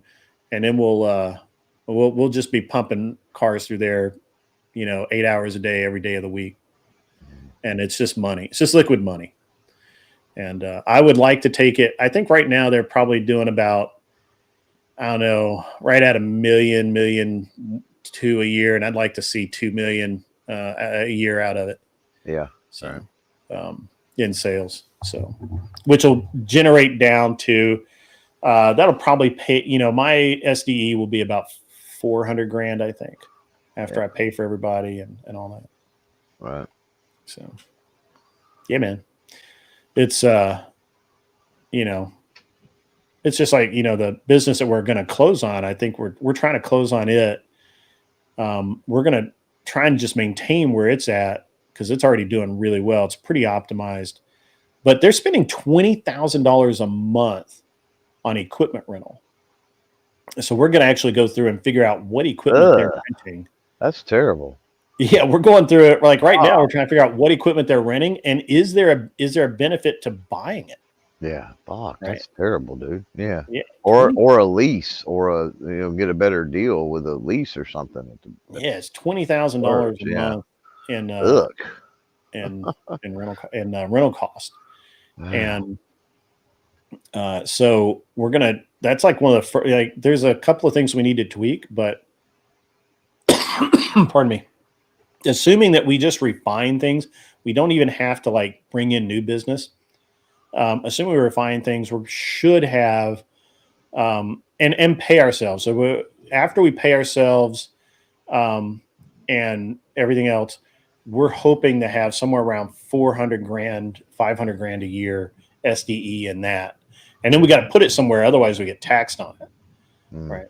So, Sure. we're going to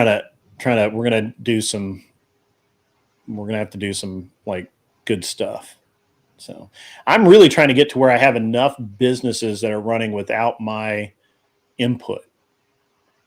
That just kind of run like the body shop. We may buy two body shops. Yeah. The body shop, this business in Knoxville. There's another one that's just come up for sale. It's an almost identical business in Atlanta. May buy it. I really want to get to where we have an SDE of about $2 million a year without us doing anything but managing it like remotely, where I don't, and that'd be pretty good. That'd be pretty good. And then we'll buy a business a year after that. So not bad in your retirement, right? Just because I'm bored. Got to do something, man. You got to do something. Might as well try and make some money. Yeah. Oh, yeah. Like that's my something to do too. Is like hustle. Yeah. Right. Yeah. You have a lot of the same attitude, right? Because you're always doing something. Always looking for the hustle. Yeah. Yeah. But it's I don't got the expendable cash flow and shit that Mr. Fancy Pants Moneybags the thing is that, but I'm always looking for the next hustle for sure. I mean, it's one of those things where a lot of people think they need a lot of money to buy a business, right? Oh yeah, but you still need money that I don't have. Yeah, but I mean, a lot of people. Your idea, Grid, of a lot of money, and my idea of a lot of money is two different things. But here's the thing. So let's just say that you wanted to go out and buy this body shop. The body shop's $695, $695,000. $400,000 of that is the property that it sits on. And so you get the building, and you actually get 2 buildings or 3 buildings. I forget how many buildings total. It's basically 3/4 of a city block for $495,000, or $400,000. You can depend on whatever you want to call it. But the business, we're buying the business for $600,000. Right. Actual out of pocket costs, what I'm going to take out of my pocket and spend, and I'm only going to put out about 30 grand tops, maybe less. That's what I'm telling you. 30 grand's more than my house is worth, Grid. Like, no, it's not. Yes, it is. Not the property, but the house. Oh, absolutely. My house is a piece of shit. So definitely worth way more than any vehicles I own and have ever owned. I don't think I've ever had a $30,000 vehicle. But anyway, so that's what I'm saying. Perspective. Now, it is perspective. Now I'm not arguing with you that the investment is minimal for the return that you're seeking. That's not what I'm saying. But I'm just saying at some point you got to go. Yeah, for some people, 30 grand's a lot of fucking money. 30 grand could change some people's fucking whole lives. Well, even if you didn't put them on a come up with totally it out of different your own trajectory, pocket, right? Like there's a lot of times where you can buy a business without taking any actual money out of your own pocket. Sure. You can, for example, like this body shop. Now, this guy's not in this position to do this, but it's pretty close, right? Like, so what we're going to do is we're going to do what's called to buy this business. My plan right now is we're going to do an SBA loan, and there's a specific type, and we're because originally we were going to do a combination of taking over the seller's note, and then we were going to take so we're going to take over the seller's note, and then we were going to use a commercial loan to buy the property. The property is worth more than the selling than what is owed on it. So we would simply take that to a bank and say, hey, we just need enough to pay off this loan, and then we have instant equity in it, and we wouldn't basically we would have to put basically no. I think we could get away with putting zero money down on the commercial loan for the property. And we were intending to put down almost no money at all on the property. But when we started talking to the people involved, they're very amateurish.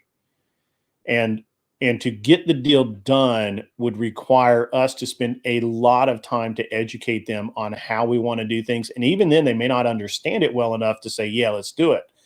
So what we're doing instead is we're going to do an SBA loan where we wrap the property and the business together. That's one purchase. And we may have to come up with 10% down, maybe. We're not 100% sure on that. We might be able to do 100% SBA loan because I have experience in the industry and the business is making money. So it's a story that I can tell the SBA bank. And the story I'm going to be able to tell them is that I've already rescued one body shop like this and turned it into a business that was losing almost $100,000 a month to a business that was exceedingly profitable. And I can do the same thing here. They're not losing money every month, although technically they are. They're losing about $2,000 a month in this business. And I'm able to, demonstrate that I can turn this business around, and the books are strong enough, the business has been there long enough, and the value of the property is enough that I'm pretty sure that an SBA lender is going to give me the loan zero upfront cost. And so I should just be able to, we'll get the deal done. The SBA lender will fund our account. We will pay off we'll pay for the business and the property, and then that'll be it. And we'll own it, and we'll have one payment a month. Right. But there are tricks to that, right? Like at that point, it's probably that's what you're saying there. I'm going to simplify this for everybody that fucking fell asleep. So wake up out there. What you're saying is, whenever you can, use other people's money. Right. Yeah. Absolutely. Absolutely. Yeah. Well, it's, and don't, other people's money. Well, I mean, historically anyway, we're in some weird times now. It's just too fucking cheap. Like, when I was in business and I needed to, complete an invoice, do this, do that. Yeah. I could dip into some savings. I could, do some things with some CDs. I could do some shit. But it's like, you look at it, it's like, well, I only need this money for about 6 months. And if I go and borrow it, it's going to cost me like $130 to borrow thousands of dollars for 6 months. Like, what the fuck? Like, that's a cost of doing business. I'm going to be able to write it off anyway. Like, fuck that. I'm using somebody else's money. I ain't using my own. Right.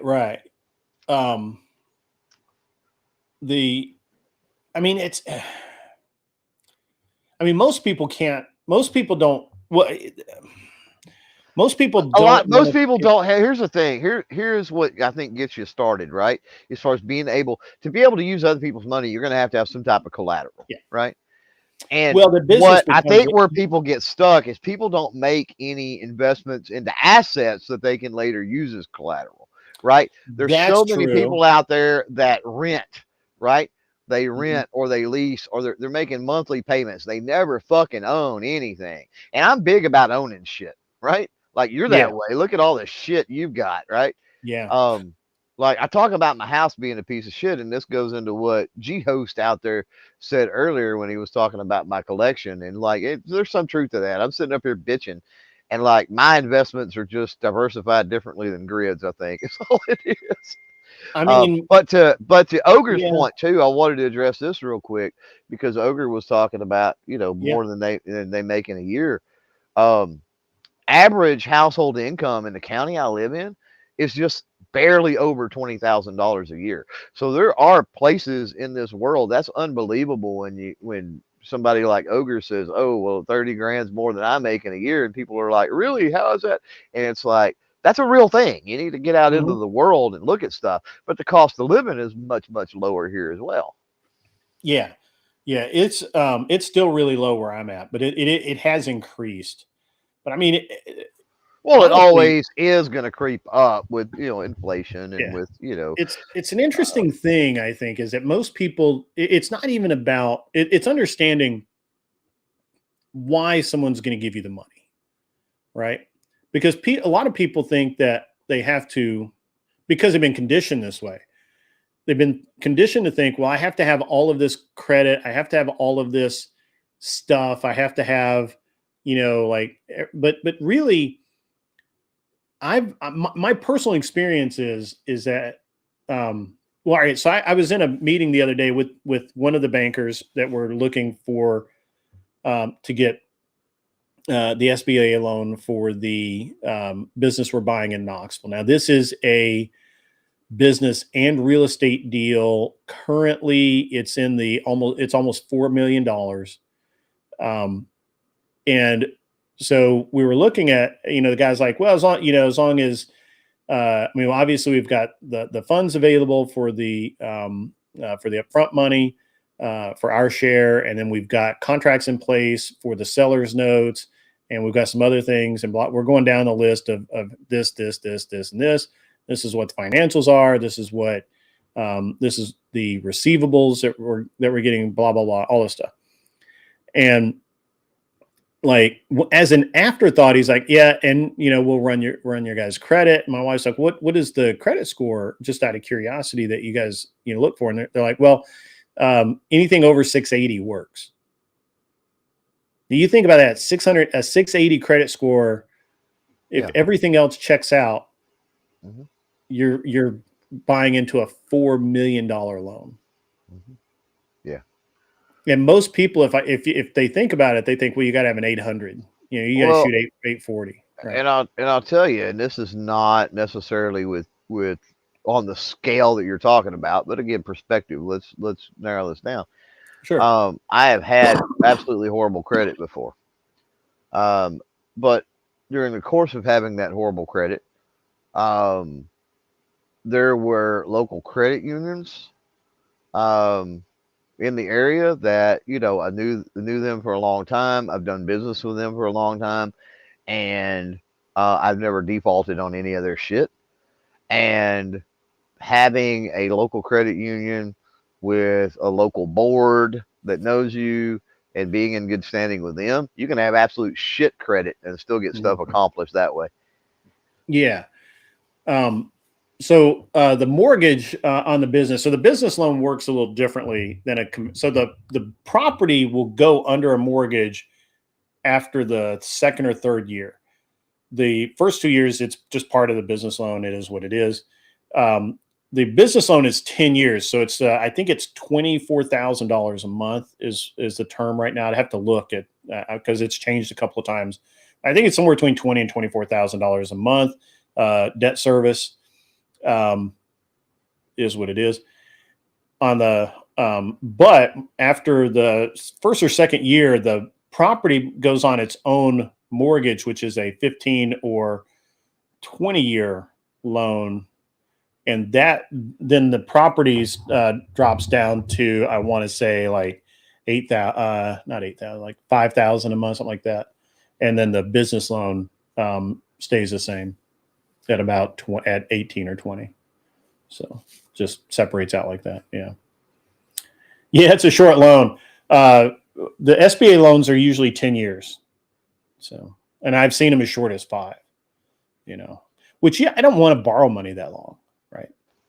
Right. Why would I Just, wanna do that? that's the key. Like, don't drag it out. Just as, Yeah. as short as you can go and still, Yeah, and a lot of times Okay. when we buy a house on a mortgage, we'll buy it on a 30 usually. Mhm. And then the second or third year in, we'll flip it to a 15. Right. We'll just watch the interest rate, and as soon as the interest rate drops, we're like right in there. Yep. So, Yep. and I don't know. so You just yeah, have to be. I think a lot of people just run out and they sign on to things and they do things and they don't do a lot of homework or really think about it. you know. And I'll give you a good example. I had so I recently got the metal carport to cover the 75-yard area of the range here, right? Which has been amazing because I don't got to worry about rain, or I keep my gear under there, and you know, it's consistent, pretty consistent lighting and stuff like that. But anyway, and the hot sun too, you don't necessarily melt. But anyway, I went to get it, and my thought was I was just going to pay for it, right?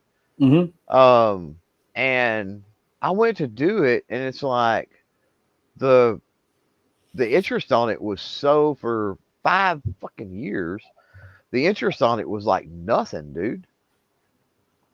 Like, it was literally like maybe a couple $100, and it's like, okay, do I really want to pay cash for this thing?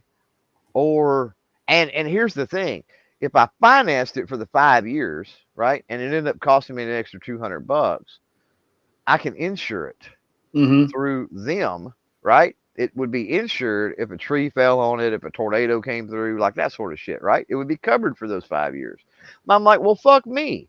Like, that's the way to go, you know?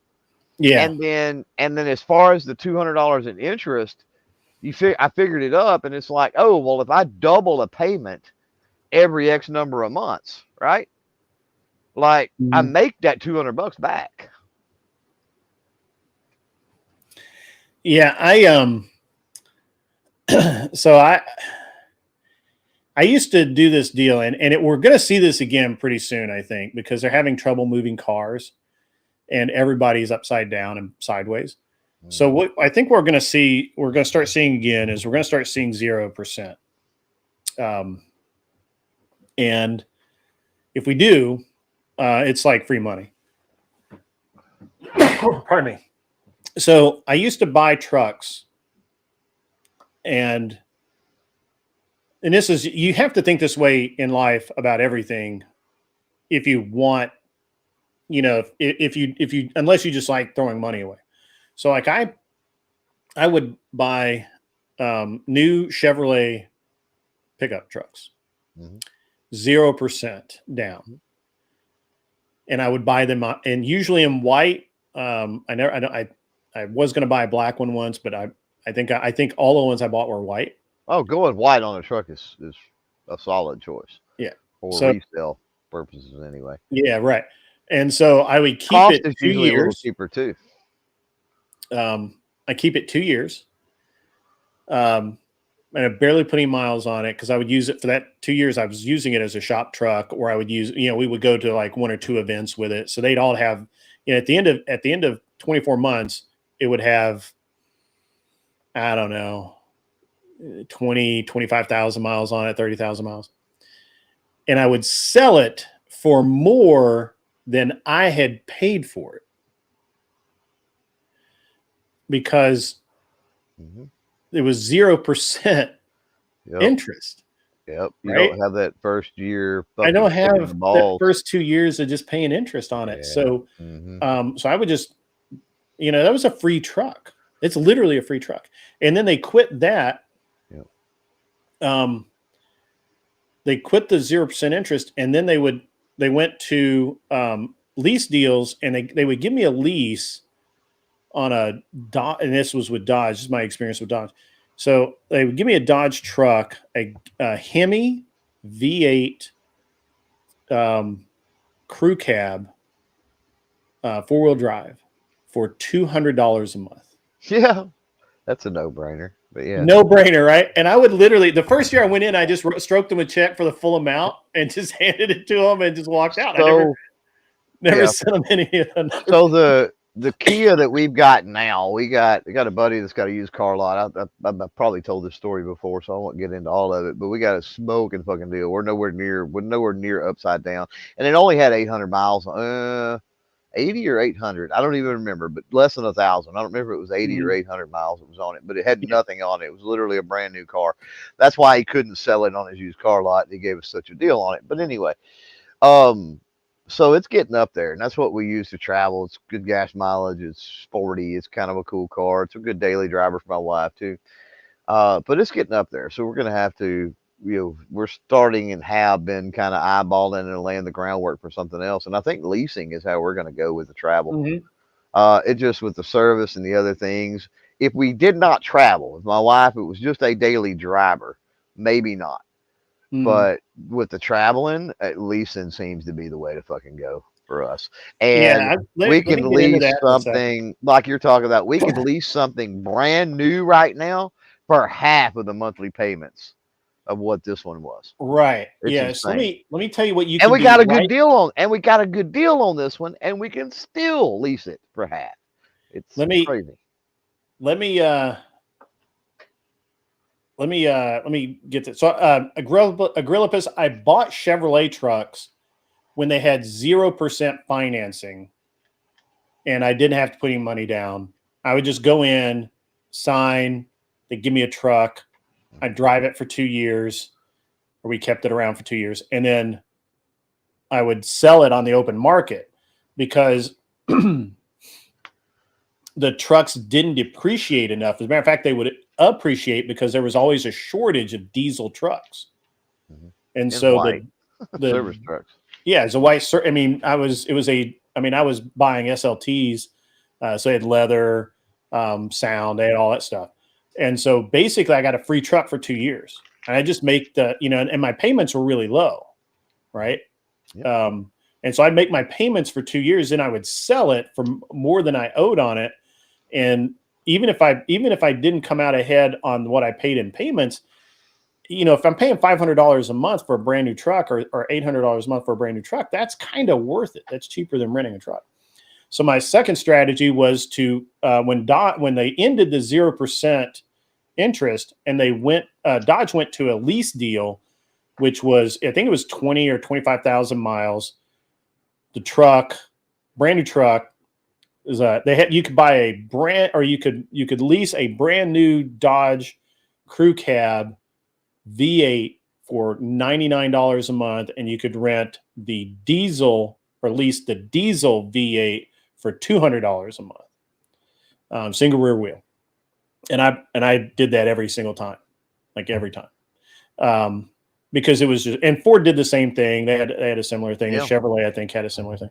But it was, I mean, at $100 a month or $200 a month, that's a no-brainer. Like, that's not even dinner out. So that's a free truck to me. And then I would just turn it in every 2 years. And so right now, what you can do right now, CloverTac, is you can go down to your Mercedes dealer. And if you have Amex and you have an LLC, you're going to get a very competitive lease rate, and you could probably buy or lease a new GLC like 450, which is like an $80,000 vehicle for $1,500 a month, which is about what a new car payment is. And that's with a service plan. That's with reasonable miles. It's probably 12 or 14,000 miles a year. And then just turn it in when it's done, depending on how much you drive. Yeah. And that's it's pretty good. Too much because I don't need a Mercedes, and then number two, that the mileage is not adequate for our travels. So. Yeah, I mean, well, you can pre-buy miles through Mercedes-Benz. Yeah, I've already looked at what I was talking about earlier was based on our mileage needs, not the lowest, not the minimum threshold or whatever. So yeah, but we're talking about Kia too. We're talking about going back with Kia, and I'm not real sure that I want to. For no other reason, we got great service out of this car. It's great, but for no other reason than they've switched over to the K series now, and completely. And I have a problem with the way the back end looks on both the K4 and the K5. It's just fucked up looking. I can't get over it. And so yeah, like at the end of the day, if it's a good car and it gets us where we got to go, do I really fucking care? Like, I don't know that I care. But at the same time, I don't know, man. I don't know that I can own a vehicle that is completely function over form. You know what I'm saying? Like, the form plays a role a little fucking bit. Sure. I mean, I'm big right now. I'm big on Mercedes right now because of the if you have Amex and you have an LLC, you can get amazing financing options and really, really great lease deals through Yeah, but if I can Mercedes-Benz. get the same lease deal on say the Kia that does everything we needed to do for $200 as opposed to the 1,500 I you're don't think talking you can about. get. Well, you might be able to get That's there on a lease. I don't think you could get there on a lease with a Kia. Oh, I know I can because Maybe. I've already looked at it. Oh, you can't. All right. Yeah. No, yeah, Yeah, I've already done them. I've I don't already have done a homework. problem with Yeah. leases. The Yeah. leases are, I used to hate leases until I did the lease on the trucks, and that made a lot of sense. Once the Yeah. lease deal on the trucks dried up, we started renting the trucks to tow. And this is why one of the reasons we could do the lease deal is because instead of when I went away from the semi and I had my own dually again, one of the things that I ended up doing was stop using my own vehicles to tow the cars across country, the trailers, and I would lease from Enterprise Rental. Right. And I would do a month-long lease. And when I started doing it, I could rent a new Ford or Dodge or Chevrolet 1-ton dually, preloaded, for $800 a week, Well, which was the same as I was paying for a this payment in a lot of cases. so But I didn't have to until put we insurance on it. I didn't Right. have to do, and I had to do no service on it. And if it broke down anywhere in the country, they would get me another one. Well, you're paying for their insurance, so that's an added cost. That's something that's why we bought this. We I never fell paid into for their insurance. we fell into the deal on this. Well, I mean, it's rolled in there. Somebody's paying for insurance on it, one way or the other. Well, But they try and get your insurance on it, right? well, they try, but I mean, everything we've ever rented, I mean, we just pay their insurance because my insurance agent said that rather than me carrying that all the time, the rental coverage, that it would end up being cheaper just to pay it when we, Yeah, I when never we did that. But anyway, I- so we were renting whenever we would go on the trips, right? We would Mhm. go fucking Enterprise, we would rent, we would use all the discounts and do all the other things. But when it got to the point that it was cheaper when you find the right deal on a vehicle anyway. And that's the key, is to find that happy medium, right? You can't just run out and make it happen. You have to do your homework and crunch the numbers. But it was cheaper to buy this. And then we had the reliable vehicle. It had all of the warranty. It had fucking everything with it. And then on top of being able to use it for, if we took the amount that we spent to rent throughout the year to go all of these events, and we applied that to payments on this car, my wife was paying or we were paying, or whatever, was like $50 a month or something, maybe, or $30 or whatever it come out to. It was peanuts for her to have a daily driver as well, right? A new car basically as a daily driver. So that's kind of how we morphed into this. But then moving into the lease, like I said, I think it's the same thing. But I haven't yet. But my plan is, because aesthetically I'm just not happy, and maybe by the time we do it, maybe the 26s are out or something, and they look better. I don't know. But but since Hyundai is a sister company, Mhm. the Hyundais do look a little better. So I may So the think, Hyundai is the luxury company, and Kia is the sporty company. yeah, but it's not that much more. Just the service level lease stuff I've looked at, like, it's not that much more to go. Hyundai, you're talking maybe $50 a month, which is not that big of a deal. You can Hyundai is an interesting company because we spec'd out like their top of the line car, and it was more expensive than a BMW. Like it was crazy. Like back Probably, but that's also not what we're looking at I know. I'm just saying it's an interesting doing. company. I want something that's a decent little daily driver for my wife. Yeah. But primarily has some trunk space, 4-door room in the back seat, because when we travel, we gotta Mhm. carry stuff, and then that's gonna get banging fucking gas mileage, Yeah. That's what I'm looking for with the Maverick. So it's an And I'm not interesting thing.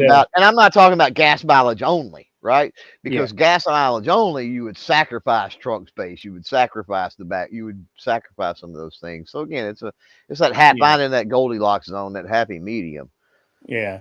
So it's an interesting thing when you talked about the rental car insurance. So Amex gives me full coverage rental car insurance if I rent it through my Amex, which I always do. Um, I've never paid for the insurance that at the Well, that's a good deal rental office. because the insurance costs as much as the daily rental thing. Sometimes, yeah. And so Depending on the I've never vehicle. paid for that. And I've always made sure that my actual insurance on my car covers rental car. And if it doesn't, and what'll happen is the rental car company say, well, yeah, they'll cover it, but it'll be really slow and you'll have to pay this up front. And I'm like, no, I don't. You can't make me pay. You can't make me pay you. If my insurance company gets involved, you deal with my insurance company. You're not going to deal with me ever, period. And so they tried to, I've had people try and scare me over the years. I've never had I don't think I've ever had an issue, but it could happen. I just don't pay that extra. I don't pay that extra fee. They want me to. I don't. As a matter of fact, I just booked my car for Florida because when I'm there in a week or so, and I just booked that car, and I booked a Jeep this time because I'm just like, I haven't driven one of the new Jeeps. I want to have one for a day, and that's it. So yeah, I got upgraded. What was it, 19? I got upgraded. I think it was 19. I went out to Phoenix, and I had rented the cheapest of the cheap gas, things is usually what I would Yeah. rent because that's what I was Mhm. concerned with more than anything was fuel. And this was a semi-solo trip anyway. And so I get there, and they have upgraded me because they did not get one of their economy things in or whatever. They offered me an upgrade. And we'll say they did it automatically on the Jeep Grand Cherokee fucking limited, brand new 2019. Yeah. And at first that sounds great, and then you have to weigh the gas mileage because it's like, okay, I'm not going to get near as good a gas mileage. Yeah. And I'm like, you know what? Fuck it. Okay, yeah, I'll take it. That thing was badass, dude. God, it was badass. Yeah. We've been upgraded to an Audi once, and we got upgraded to a Mustang convertible. But we normally rent the cheapest rental cars possible. Mhm. So Well, I say for us anyway, for our purposes, it was like rent the cheapest, and then if they offer an upgrade, depending on what it is and depending on the situation, take it, right? But again, I mean, depending like the Vegas trip, I would not have taken, with my wife and with everything else, I would not have taken, for the SHOT Show Vegas trip for nearly 2 fucking weeks gone and on the road, I would not have gone Jeep Grand Cherokee Limited for the gas mileage. Like that would have just been fucking insane. yeah. A weekend trip or something, 3 days, okay. And that was what we're talking about with Phoenix. Plus, my wife didn't go, and all of that. But 3 days is much different than 2 weeks as far as the gas you're spending. Yeah. Angry Beaver, your nephew is fucking up his life. Tell me more. I'm very interested in this. People fucking up their lives is what we try and not have happen around here. But You said you had a hard out too at 3, didn't you? yeah, matter of fact, I may end a little bit early just because I got to take my kid, but it's raining and now they're saying practice is optional. So we'll see. It looks like EOD, I sent EOD the link because it looks like he got, he's getting prosecuted by YouTube, and I want to hear about that really quick. But yeah, I mean, I'm a big, like, right now, I see people do a lot of things that are kind of interesting with cars, and one of the things is they pay way more for less car than they should. Mm-hmm. So, and so many people get upside down. They don't pay attention to their trades. That's one of the biggest things. And here's the thing: that not only do they don't pay attention to their trade value, as long as they can go sign a paper and keep making payments like they're not paying attention at how much is getting tacked onto the note. Yeah. But then also you got to realize that if you ever dig the fucking hole, you're pretty much fucked. And my oldest daughter finally realized this and was able to make some changes and get out from underneath it. But It's so easy now to get upside down, like you're talking about on a vehicle. And Well, that's actually once you get upside down, it's tough to get right side up again. It is tough. You almost got to win a fucking lottery or get a huge bonus at work, or some way to buy yourself literally out of it. yeah. So couple of things. First, I haven't had a Jeep since I was in college, and I had a CJ5, which was very interesting. That's and then the second thing, so this would be my first experience in a new Jeep. So the second thing is that one of the reasons why I'm such a big fan of Mercedes-Benz right now is they're helping people deal with being upside down in their cars, and one of the ways they're doing it is by they're running deep discounts on a bunch of their cars, and so you can go in owing a bunch of money on a car, come out, and they can kind of level it off. Yeah, get some of that weight off of you by putting you in. Maybe it's a car you don't want, but Well, the fucking Mercedes and the overall investment made with a Mercedes, the amount, just going level. If they don't get you completely out of it, like I don't know how you would get caught up with something like a Mercedes, but because cool of the incentives and because people go in with like their $30,000 upside down, and they can. Oh yeah, I'm not talking about. Yeah, you're talking about again. You're in a whole. I mean, these are guys with like Chevy pickups. You're in a whole different ballpark. There are guys out there right now with. I'm Chevy thinking about 5, 8, 10 grand upside down. I'm not thinking about 30, but that gets you. Yeah, vehicles are expensive. So yeah. But bro, back in you. COVID, man, just a few years ago, I got and even after that, guys were paying $75,000 for $25,000 trucks. And guess what? Those trucks are now $25,000 again. Yeah, double sticker price. And no. I feel you. They're $30,000, $40,000 upside down, man. Yeah. And so the only way you get out of that is by going in. You either have to just cut your losses, pay it off to zero, and suck it up, or you have to be willing to come up with a pretty decent down payment, take a car that you may not be your favorite car for a couple of 3 years, right? But you can get into, and with enough incentives and things like that, they can roll that value around and get that number down and get rid of that negative equity.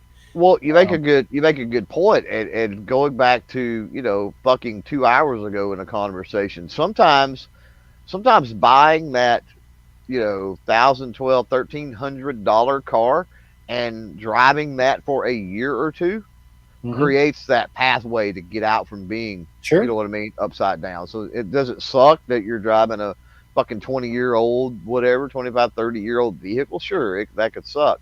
Or, maybe don't have air conditioning, or maybe whatever the case may be, right? The headliner's falling down out of it, or whatever it might be. Or the CD player don't work. That's true. Right. That's bad, man. We can't have that. That's like $50 I don't own any CDs, bro. I feel personally assaulted. Hey, EOD, man. Are you banned? I just put in my truck's the 06. I just put a touch screen, full in fucking Bluetooth, whatever, badass, radio in that truck. Man, mine's an 05. I want one of them. That's what I want.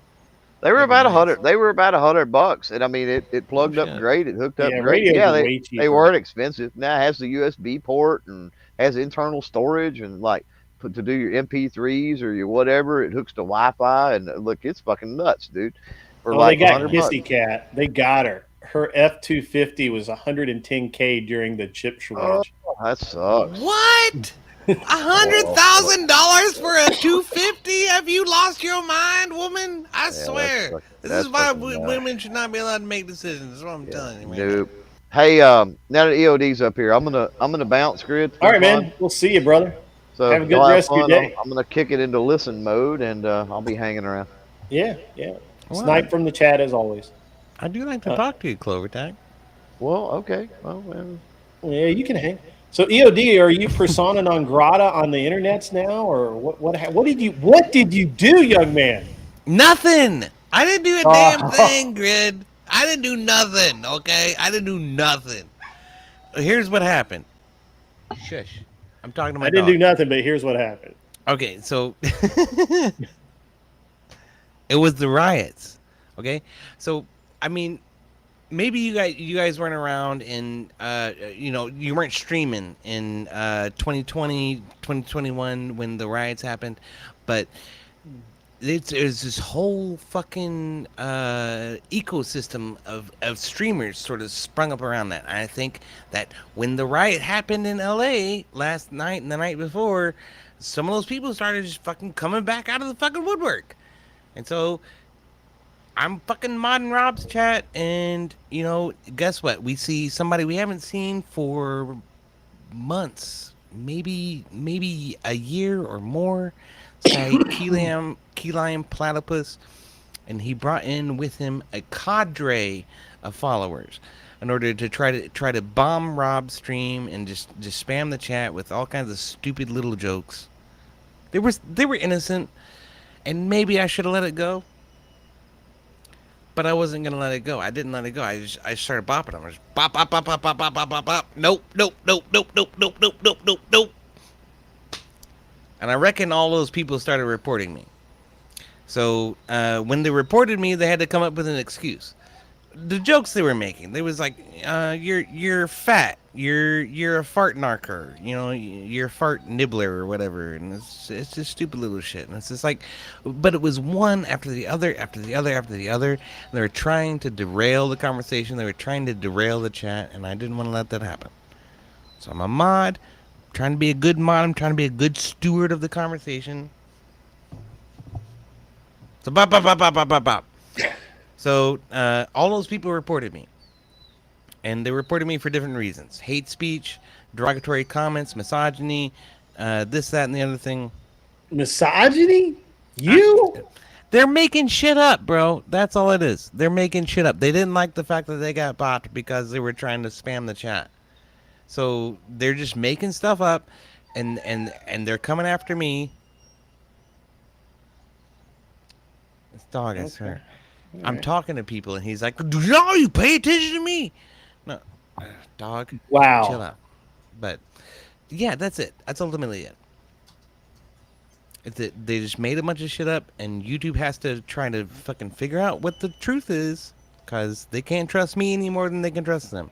So, that's where we're at. I'm at least on a 24-hour suspension. It may be longer than that, but and it may be worse than what it is. Abe asked me, how can you continue to mod if you're banned? Well, I can't chat. I came in here and I tried to chat as my regular account, and it did not work.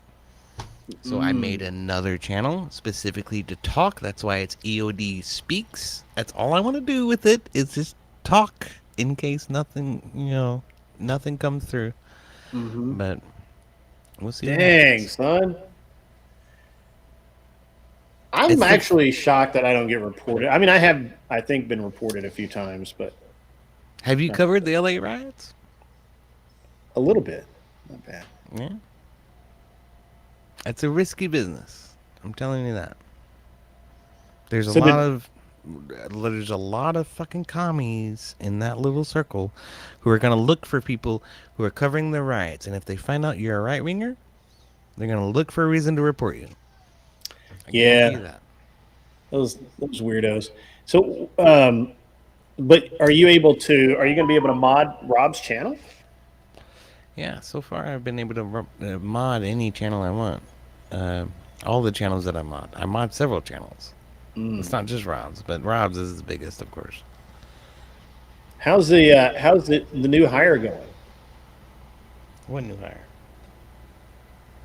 The We Are Not Men. I talked to him. I don't necessarily want to talk about that in public. No, you don't have to. Okay. You don't have to. Yeah. Hopefully it went well. Ish. Yeah, for the most part. Good. So what? Man, I can't believe you got reported, man. I mean, I can because leftist, but That's what I'm assuming. I mean, of course they won't fucking tell you. All the person on the phone told me was like, these are the reasons why you can't talk, and it was like blah blah blah blah blah blah. I'm like, none of that is fucking true.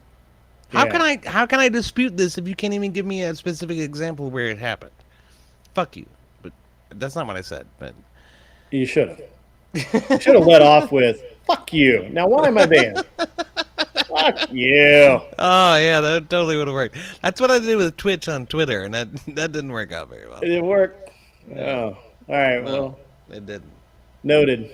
Noted. I won't do that. That's funny. I'm waiting for Beaver to tell me why his nephew is losing his mind, and then we can shut this down for the day. Wow, that's It's rough, man. Did you see what was going on with those riots? I mean, they were burning down, I've been just one or watching two it. Yeah, businesses. They set several fires on the streets. They burned down at least half a dozen autonomous taxi cabs, right in a row with each other. It was like they were yeah. calling them just so they could burn them down. That shit was fucked up. Yeah. Apparently, Kissy Cat reported you for being a ginger. So Somehow, I don't think that's against Toss, Kissy Cat. well, it ought to be. It ought to be. So we ought to report Kissy Cat for paying $110,000 for an F-250. You're never lying about that. That's a $60,000 truck every day of the week. Report. But Hello, officer. I'd like to report a crime. Get robbed. Oh man, that's funny. I raided you guys the other night, and Rob didn't even see it. He was too busy. I tried to tell him. That's all right. I saw it. That's I saw it. I appreciate you, Grid. You're a good man. I try hard. Because the cat's like, I needed a truck. Stop making fun of me. I'm not making fun of you. I understand you needed a truck. I'm just thinking back to the fact that the most I've spent on a truck thus far is like 75 grand. Yeah. And that was a dually. That's a 3,500. A 350. Yeah.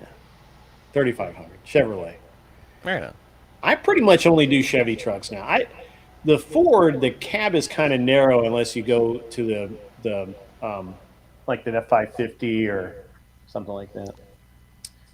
And Well, for me, it's about what's under the hood. I don't like the over engineering that Ford does. I do dig on some Chevy shit, and like I say, I got a 20-year-old truck out in the driveway, do me just fine. It's got a Chevy badge on the front of it. So. yeah, I need to buy another truck. I'm just putting it off. I'm going to end up probably buying that Ford Maverick, and then I'll buy another truck. So, All right. it's all right. Beaver, my buddy, if you're out there, man, throw up what's going on with your nephew so we can see what's going on. It says his nephew's trouble or whatever, driving him crazy, I guess.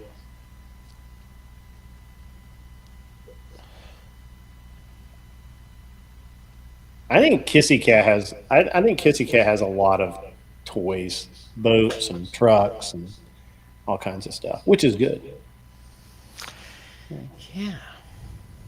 And she has a great fucking view. Did you see the picture she posted where it's like she's sitting on the... It's like, I'm hanging out with the dogs right now. I'm not fucking with y'all. Keep talking.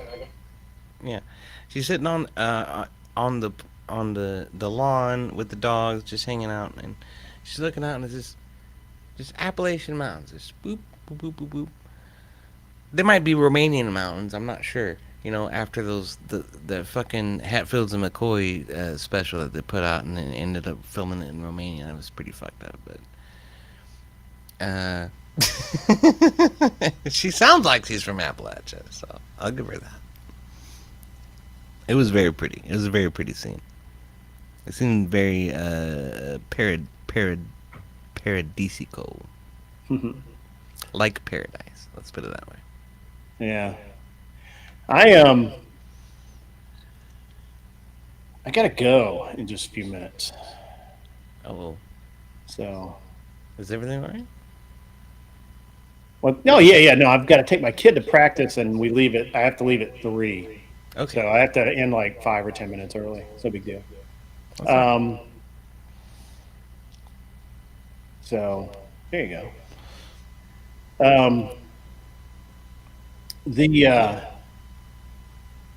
Now I'm trying to think. We'll have to continue this a little later. Again, guys, I won't be here tomorrow. Obviously, my day off. Wednesday night, we'll do something cool. Tonight, I haven't been invited to any debates, so I may just take the night off and just say fuck it and not to go debate anybody. And we'll see what happens on Wednesday and Thursday. Thursday afternoon for sure. We're going to do this show, and then almost immediately after this show at 5:30 Central Time, we will have the debate of the day, which is on Admiral Gibbs' show, and I forget what we're arguing about exactly. It's Trump v. Elon and grading the Trump presidency so far is what they said last week. Obviously, he may change that topic between now and then. Kissy Cat, we will definitely get you on to show the mountains, over there in West Virginia, and that'll be awesome. We'll definitely do that. Maybe we'll do that Thursday, and we'll have a great rest of the week. If I don't see you guys in the next couple of days, I'll see you on Wednesday. Well, I'll tell you this. I'll challenge you to. I'll challenge you to debate right now, later on tonight, whenever you're available, on unions. On what? Unions. Are they good for America or not? Unions. Oh, I might do that. We'll communicate. So okay. If you ain't got nothing better to do tonight. Yeah, I mean, my wife may have something better for me to do. So. Well, if that's the case, then by God. All right, ladies and gentlemen, have a great rest of your day. Kissy Cat, hit me up on Discord. We'll set something up. Everybody else, you guys, be cool. Wear glasses if you need them, and get off my